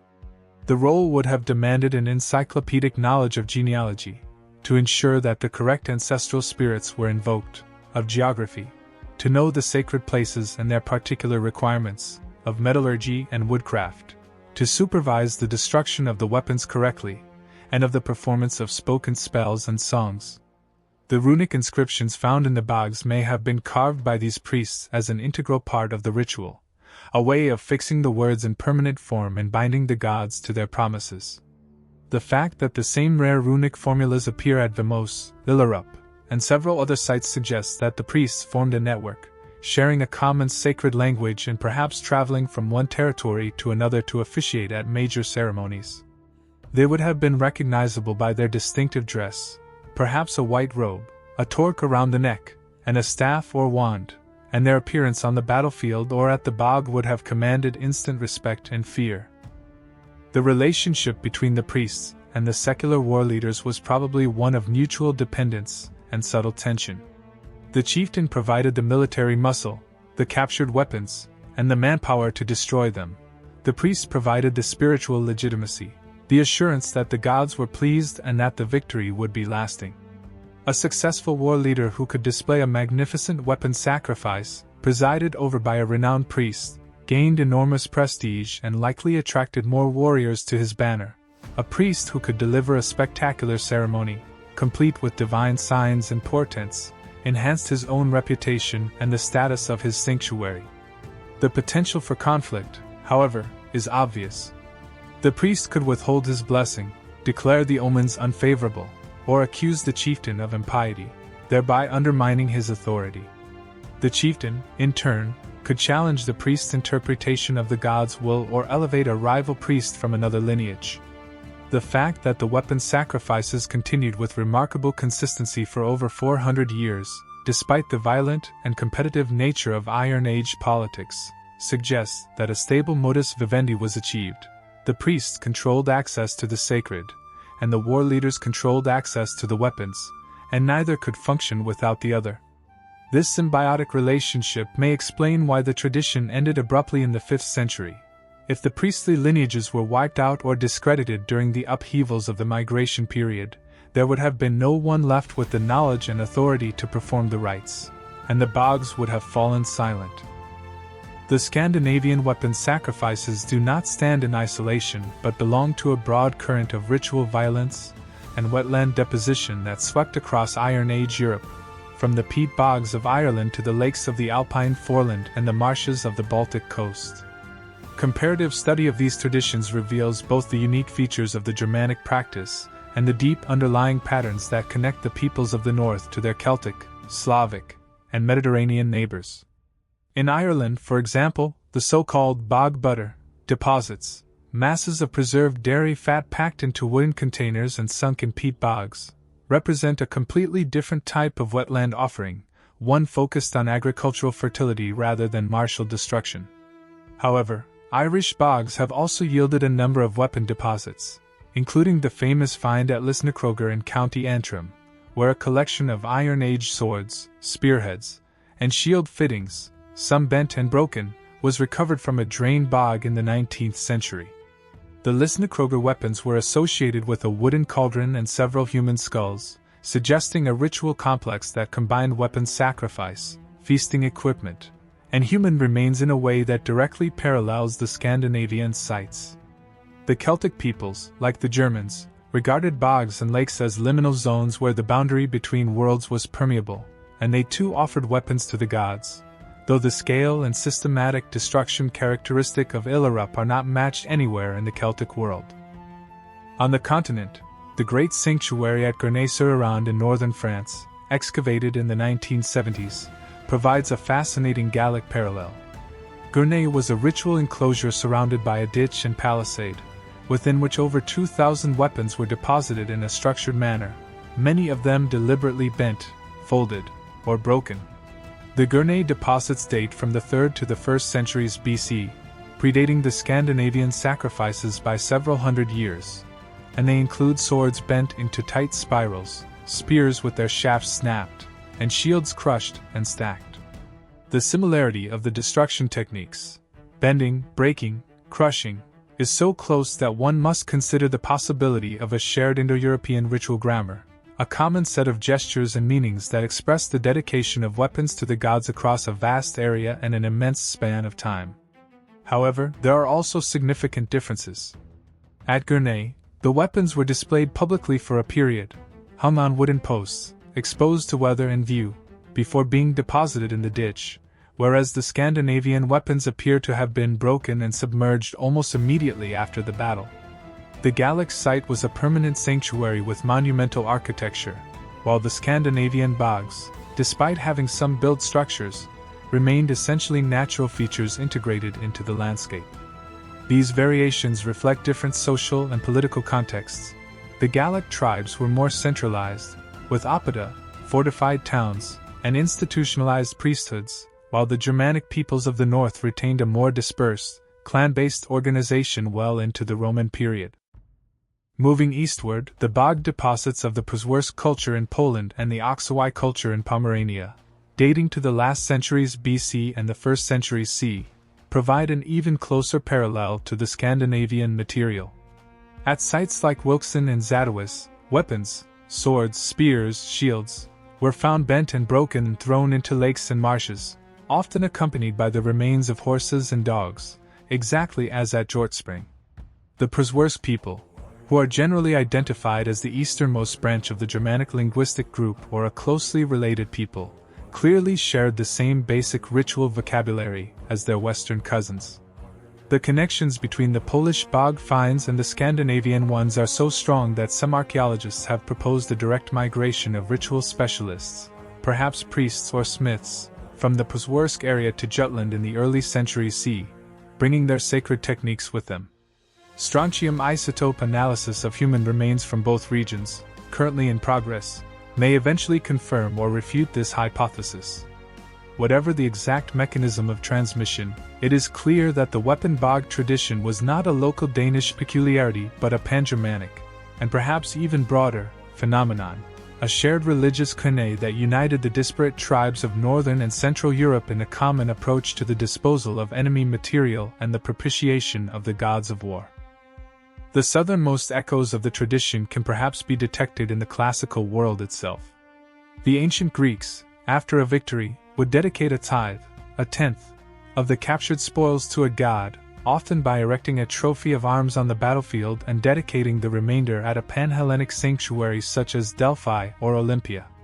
These dedicated arms were not usually destroyed, but they were taken out of circulation and hung on temple walls, where they slowly rusted and decayed, becoming permanent monuments to the victory. The Romans followed a similar custom, piling up captured weapons and burning them in a great pyre dedicated to Vulcan or Mars, a ritual known as the Triumphus, or simply hanging them in the temple of Jupiter Feretrius. The underlying logic is the same: the weapons of the defeated are dangerous and must be given to the gods, who alone can neutralize their power. The Germanic innovation was to combine the dedication with the utter annihilation of the objects, a practice that may have been driven by the imperatives of the bog environment, wet, acid, and hungry, which transformed destruction into permanent, invisible burial, a far more radical severing of the objects from the human world than mere display in a temple. The weapon sacrifices were not solely religious acts, they were also deeply political and economic transactions that shaped the distribution of power, wealth, and status within Iron Age Scandinavian society. The sheer quantity of iron that was ritually destroyed and removed from circulation must have had a significant effect on the local and regional economy. To put the figures into perspective, the 224 swords from Illerup Place A alone represent an estimated 180 to 220 kilograms of high-quality steel and iron, equivalent to the total annual output of several bloomery smelting furnaces. When the spearheads, axes, shield fittings, and other iron objects are added, the total iron weight from Place A exceeds 500 kilograms. Multiply this by the 4 Illerup layers, plus the deposits at Nydam, Vimose, Hjortspring, and the dozens of smaller sites, and the total amount of iron consigned to the bogs across Denmark and southern Scandinavia during the Roman Iron Age must be measured in the tens of tons, a staggering figure for a pre-industrial society in which iron was a precious and labor-intensive commodity. Every kilogram of iron that went into the bog was a kilogram of iron that could not be used to make plows, axes, nails, or new weapons for the community. This was a conscious economic choice, a deliberate allocation of scarce resources to the religious sphere rather than the productive sphere, and it must have been justified by a powerful ideology that ranked divine favor above material wealth.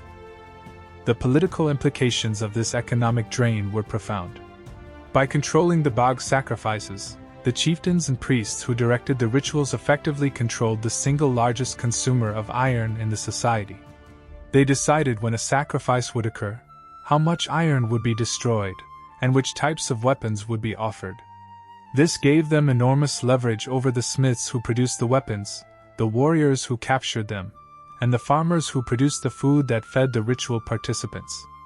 The weapon sacrifice functioned as a kind of tax, a levy on the spoils of war that was paid to the gods but administered by the elite, who thereby accumulated symbolic capital and political obligation. A chieftain who could organize a successful sacrifice demonstrated his ability to command labor, to feed a large gathering, to attract warriors to his banner, and to communicate effectively with the supernatural powers, all qualities that defined a legitimate ruler in the Germanic world. The bog deposits, visible to no one after the waters closed over them but known to everyone through memory and storytelling, served as permanent records of these political achievements, enduring monuments to chiefly generosity and divine favor that could be invoked by descendants for generations. The economic impact of the sacrifices extended beyond the immediate destruction of iron. The massive ritual gatherings that must have accompanied the depositions would have required huge quantities of food and drink, roasted meat, bread, and ale or mead, which had to be provided by the local population, either voluntarily as a contribution to the communal effort or as a mandatory tribute to the chieftain. The animal bones at Hjortspring and the feasting refuse at Illerup indicate that these were not small, private affairs but public feasts on a grand scale, involving hundreds of participants over several days.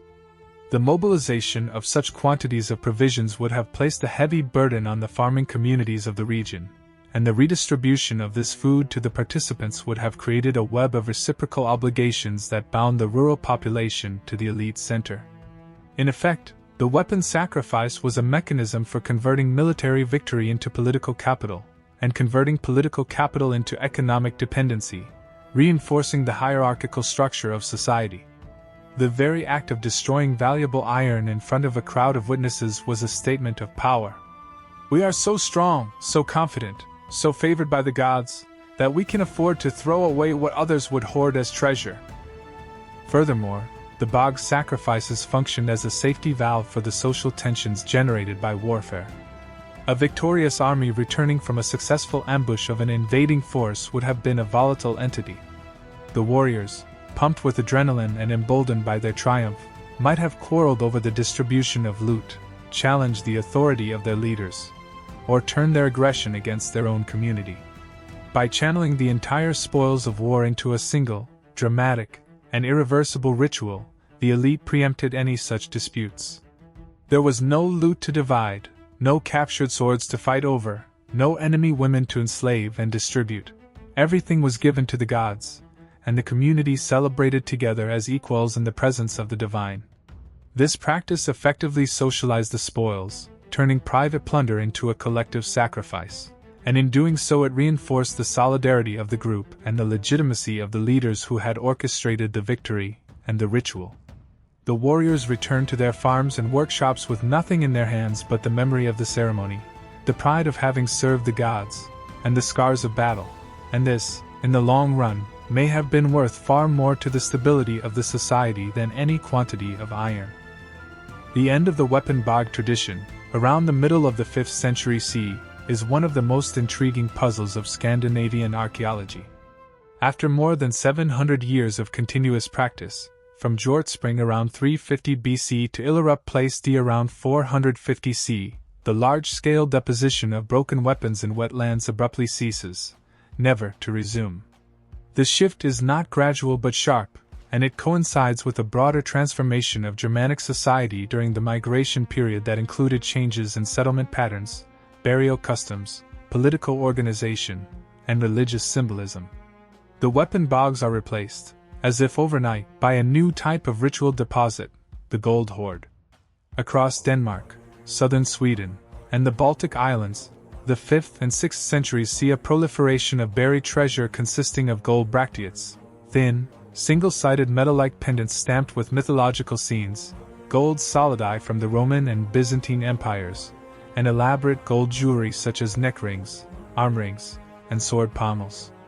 These gold hoards are often found in the same types of wetland settings as the earlier weapon deposits, and they are frequently associated with deliberate breakage or distortion, suggesting that the underlying ritual logic, the destruction and offering of precious objects to the gods in liminal places, persisted even as the material of sacrifice changed from iron to gold. The reasons for this dramatic shift are complex and interlocking.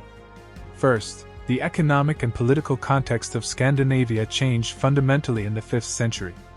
The collapse of the Western Roman Empire disrupted the long-standing trade networks that had brought Roman silver and bronze to the north. But it also released a flood of gold into the Germanic world, as mercenaries and raiders returned with solidi paid by Roman emperors and as the Hunnic Empire's gold reserves were dispersed after Attila's death in 453 CE. Gold suddenly became more available in Scandinavia than ever before, and its extreme rarity and brilliance made it an ideal medium for elite display and religious offering. At the same time, the production of iron weapons for sacrifice may have become economically untenable. The population of Jutland declined in the 5th century, partly due to emigration to Britain and partly due to climatic deterioration and the Justinianic plague of the 540s, and the labor force needed to smelt iron and manufacture the huge quantities of weapons that had been sacrificed in earlier centuries was simply no longer available. Iron became too valuable to waste in bogs. It was needed for tools, for trade, and for equipping the war bands that were now fighting in a more mobile, cavalry-based style of warfare. Second, the religious ideology that underpinned the weapon sacrifices evolved in response to new intellectual and spiritual currents. The 5th and 6th centuries saw the rise of a new religious iconography in the north, heavily influenced by the art and mythology of the late Roman and early Christian worlds. The gold bracteates, with their depictions of human figures, animals, and abstract symbols, represent a radical departure from the aniconic, object-centered religion of the earlier Iron Age.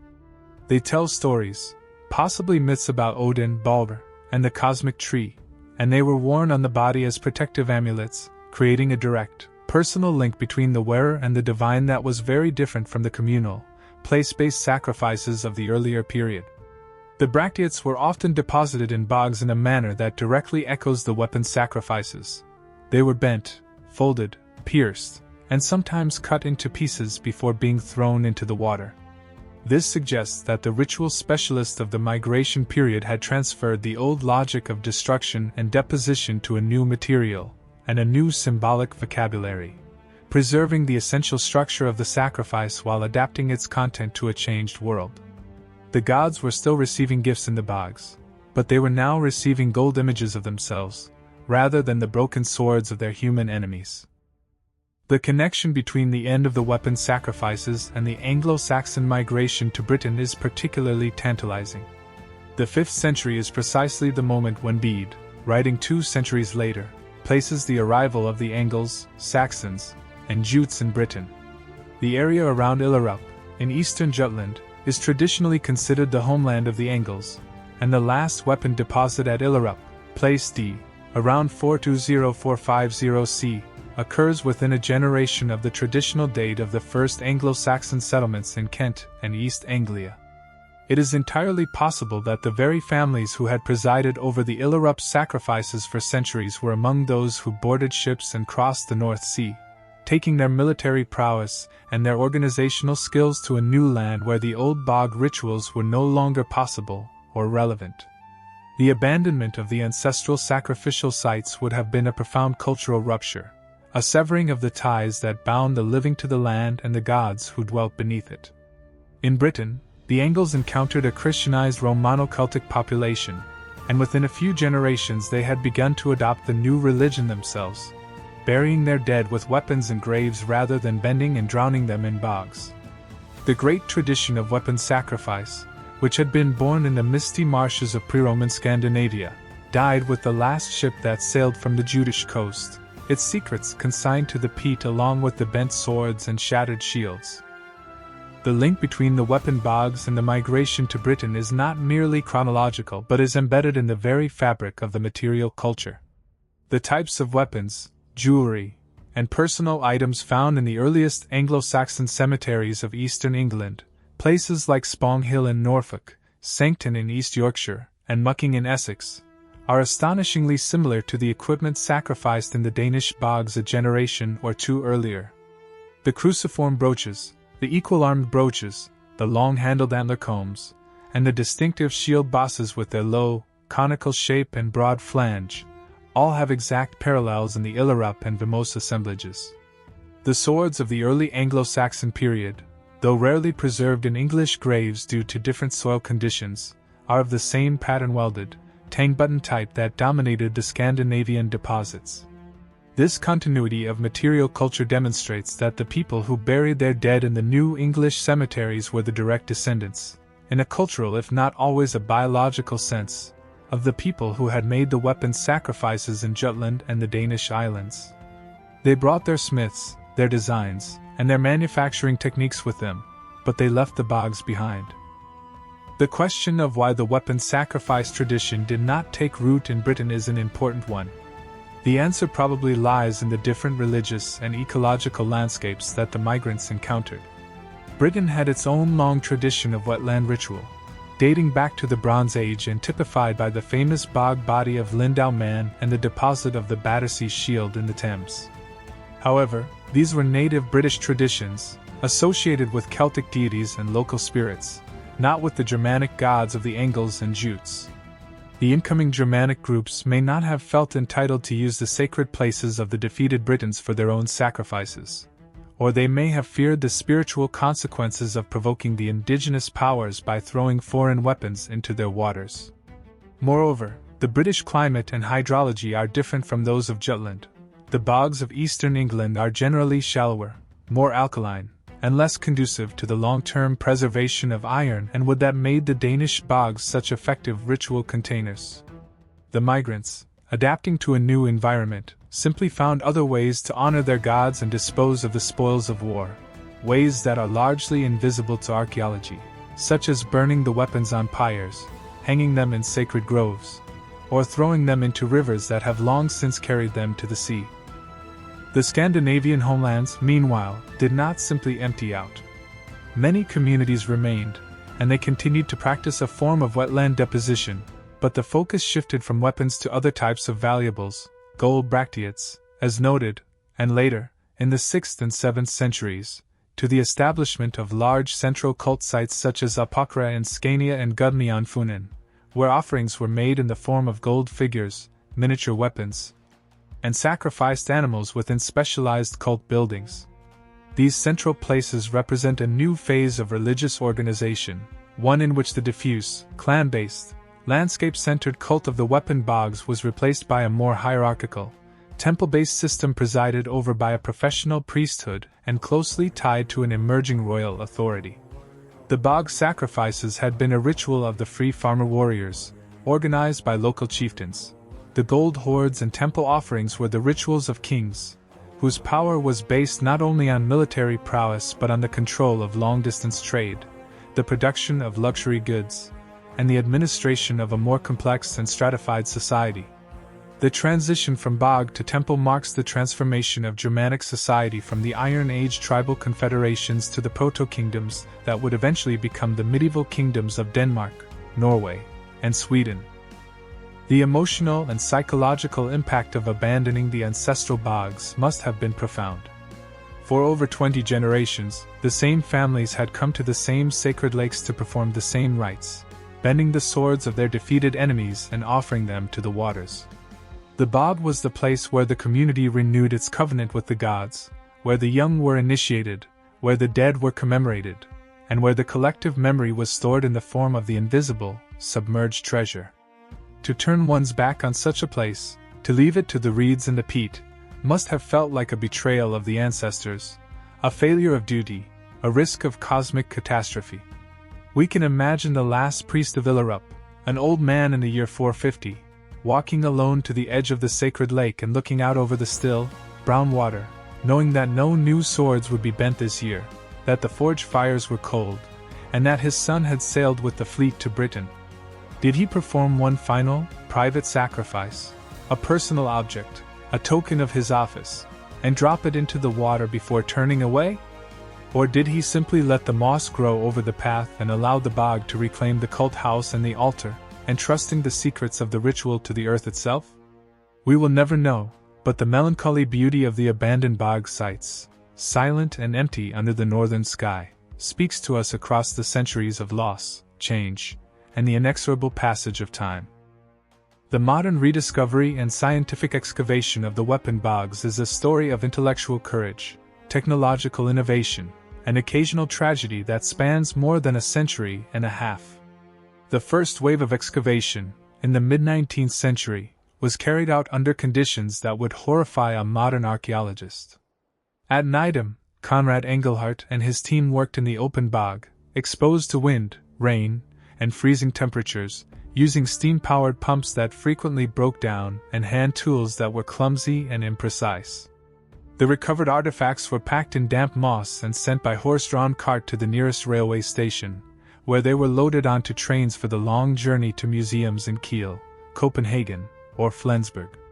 Many objects were damaged in transit, some were stolen by souvenir hunters, and the records kept by the excavators, though meticulous by the standards of the time, are full of gaps and ambiguities. The Nydam boat itself was sawn into sections for transport, and when it arrived in Kiel it was reassembled with a mixture of original and replacement timbers, some of which were installed backwards, errors that took modern conservators decades to correct. Despite these challenges, the early excavators succeeded in rescuing thousands of artifacts from certain destruction, as the peat cutting that had revealed the bogs in the first place was rapidly destroying them. By the 1860s, the Nydam bog had been completely dug out for fuel, and the site as it had been for 16 centuries was gone forever. The second wave of excavation, beginning in the 1950s and extending through the 1990s, was characterized by the application of increasingly sophisticated scientific methods.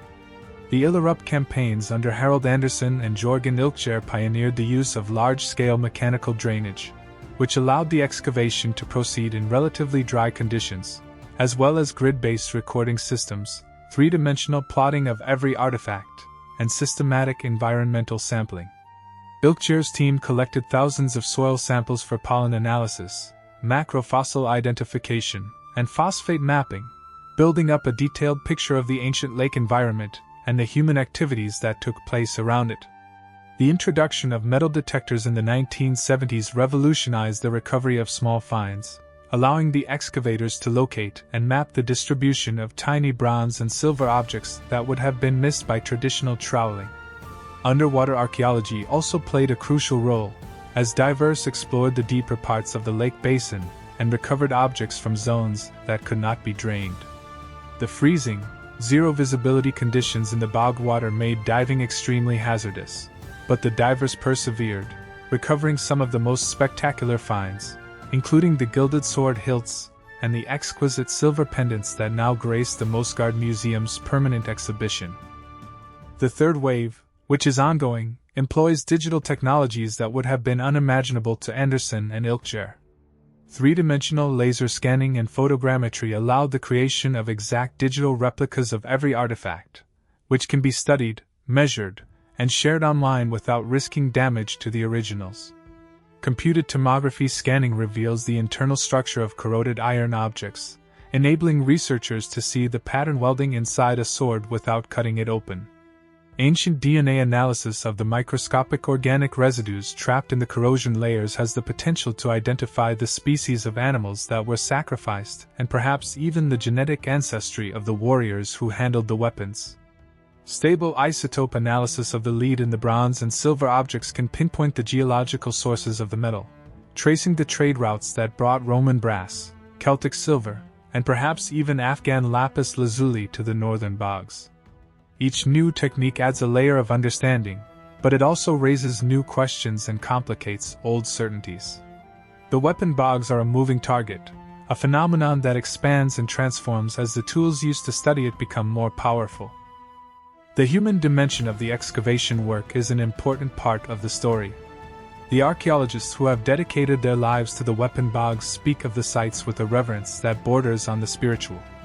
Jorgen Ilkjer, who worked at Illerup for over 20 years, has described the experience of uncovering a perfectly preserved sword still bearing the fingerprints of the smith who bent it, as a moment of direct, personal contact with a human being who lived and died 2,000 years ago.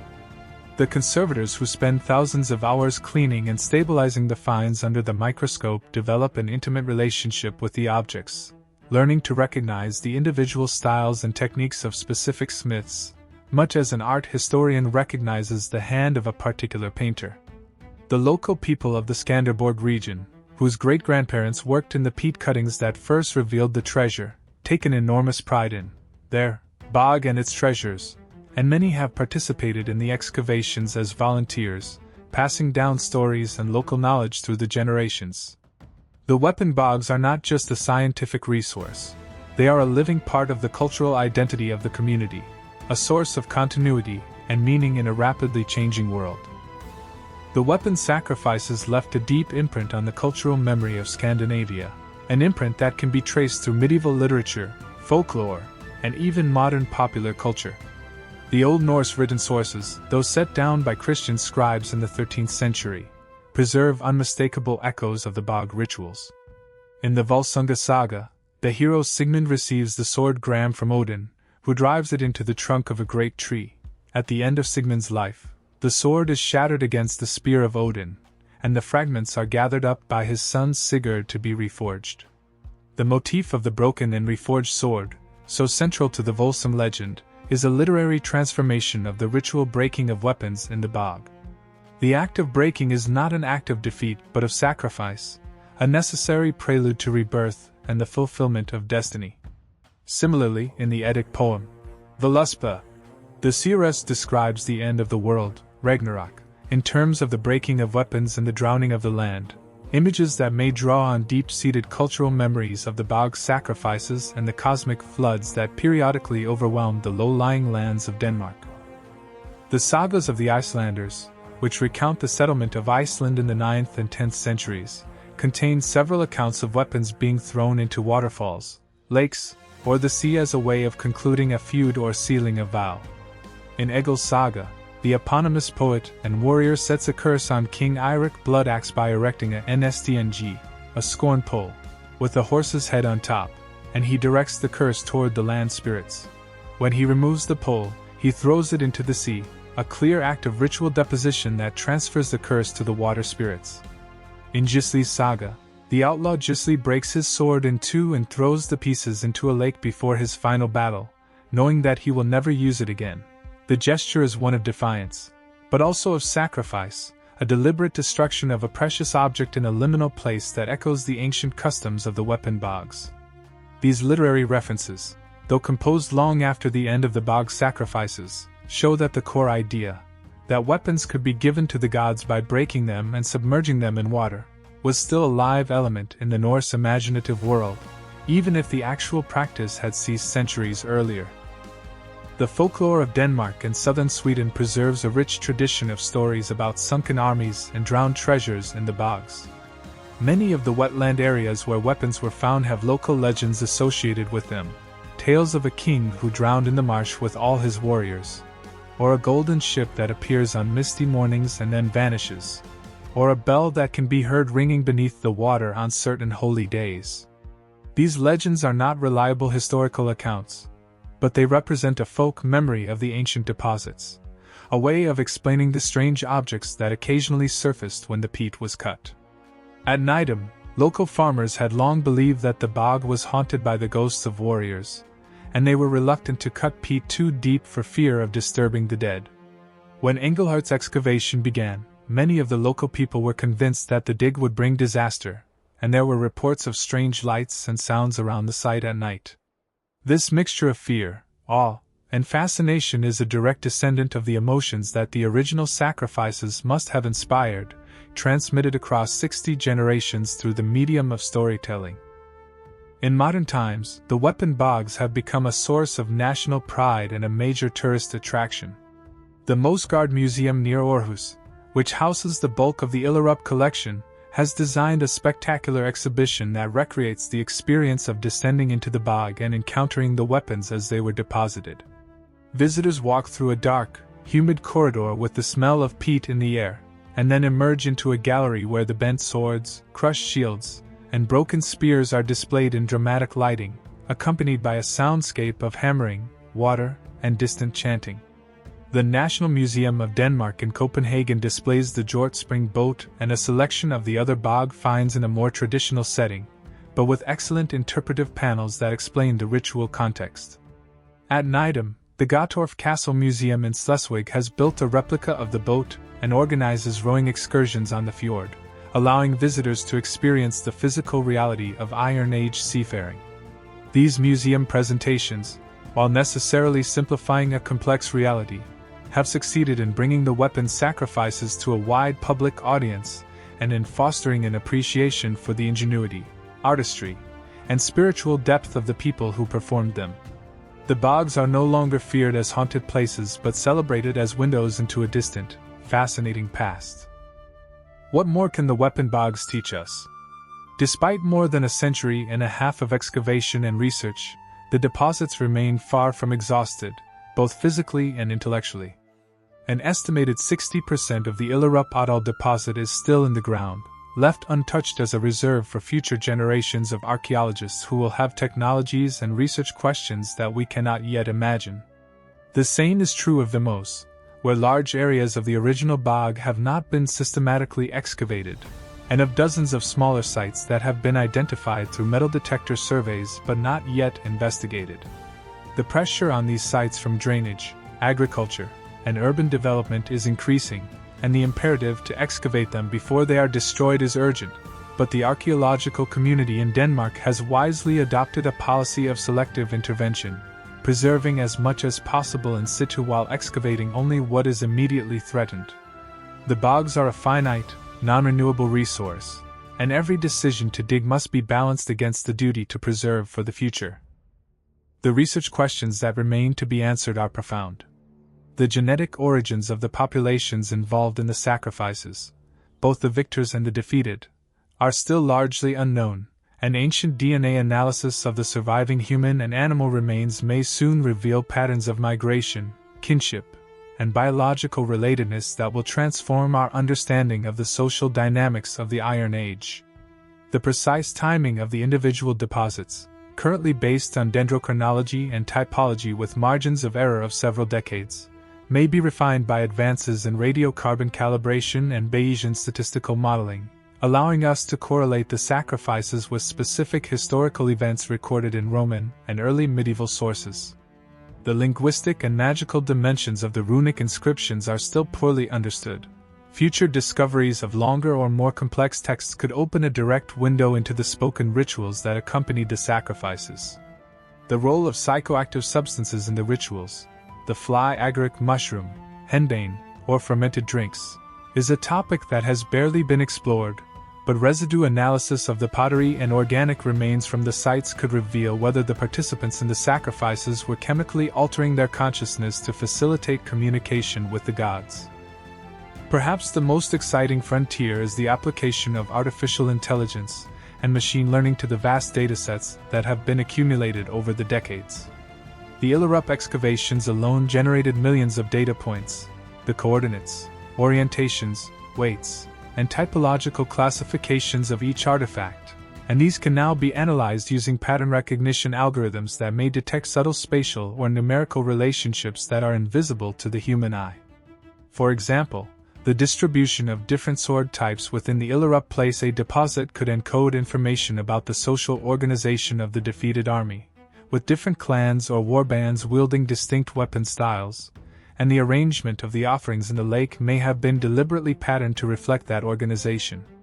Computer modeling of the deposition process, taking into account water depth, current, and the buoyancy of different materials, could test hypotheses about how the weapons were actually thrown into the water and how they came to rest in their final positions. These digital approaches do not replace the traditional skills of the archaeologist, the ability to read the soil, to feel the texture of a find, to imagine the human gesture that placed it there, but they complement and enhance those skills, opening new avenues of inquiry that were previously closed. The ultimate lesson of the weapon bogs, however, is not technical but philosophical.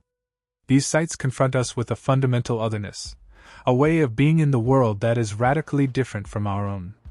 The people who bent the swords and drowned them in the lake lived in a universe that was saturated with meaning, where every object, every action, every place was charged with spiritual significance.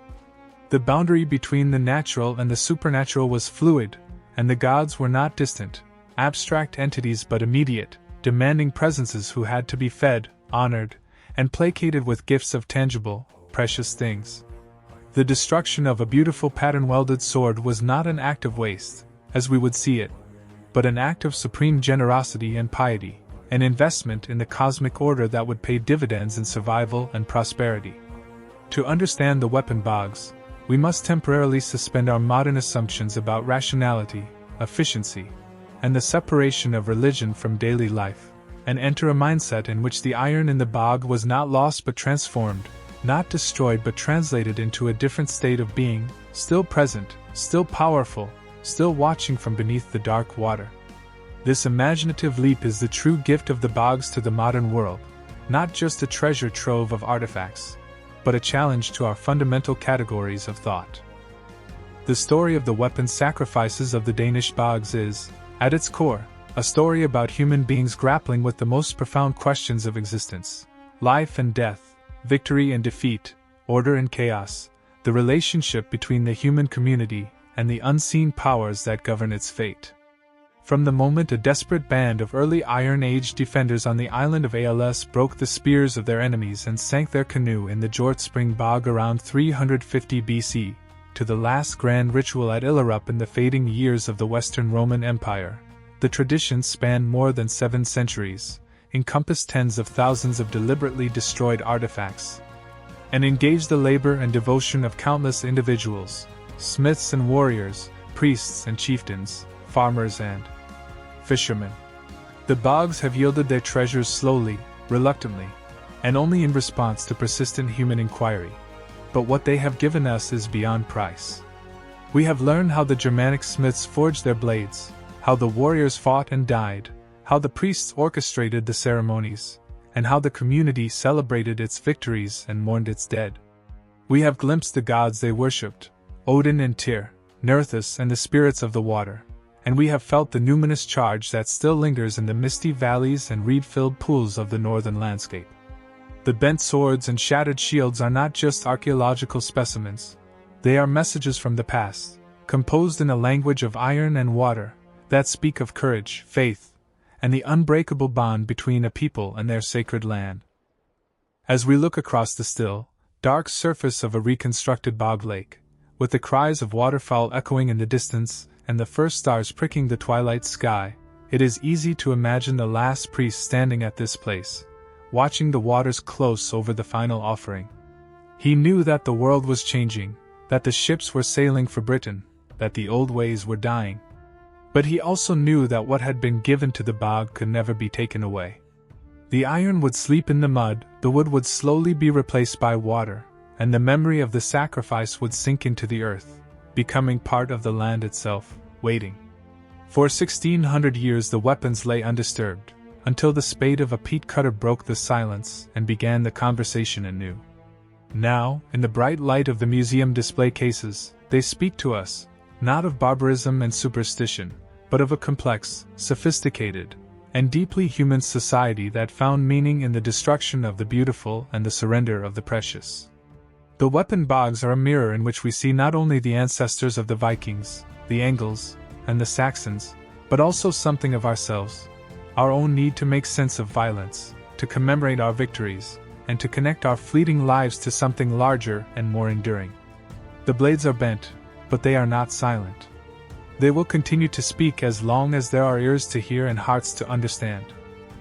If this journey through the misty bogs and bloody battlefields of Iron Age Scandinavia has stirred your curiosity, I invite you to become part of our community of history enthusiasts. By subscribing to Stories of Our History and activating the notification bell, you ensure that you never miss a deep dive into the mysteries of the past. Leave a comment below, tell us which artifact or ritual you found most fascinating, or share your own theories about the gods and the warriors. Every like, share, and thoughtful comment helps this channel grow and enables us to bring you more meticulously researched stories from every corner of the ancient world. I hope you enjoyed this content, and I'll see you in the next video.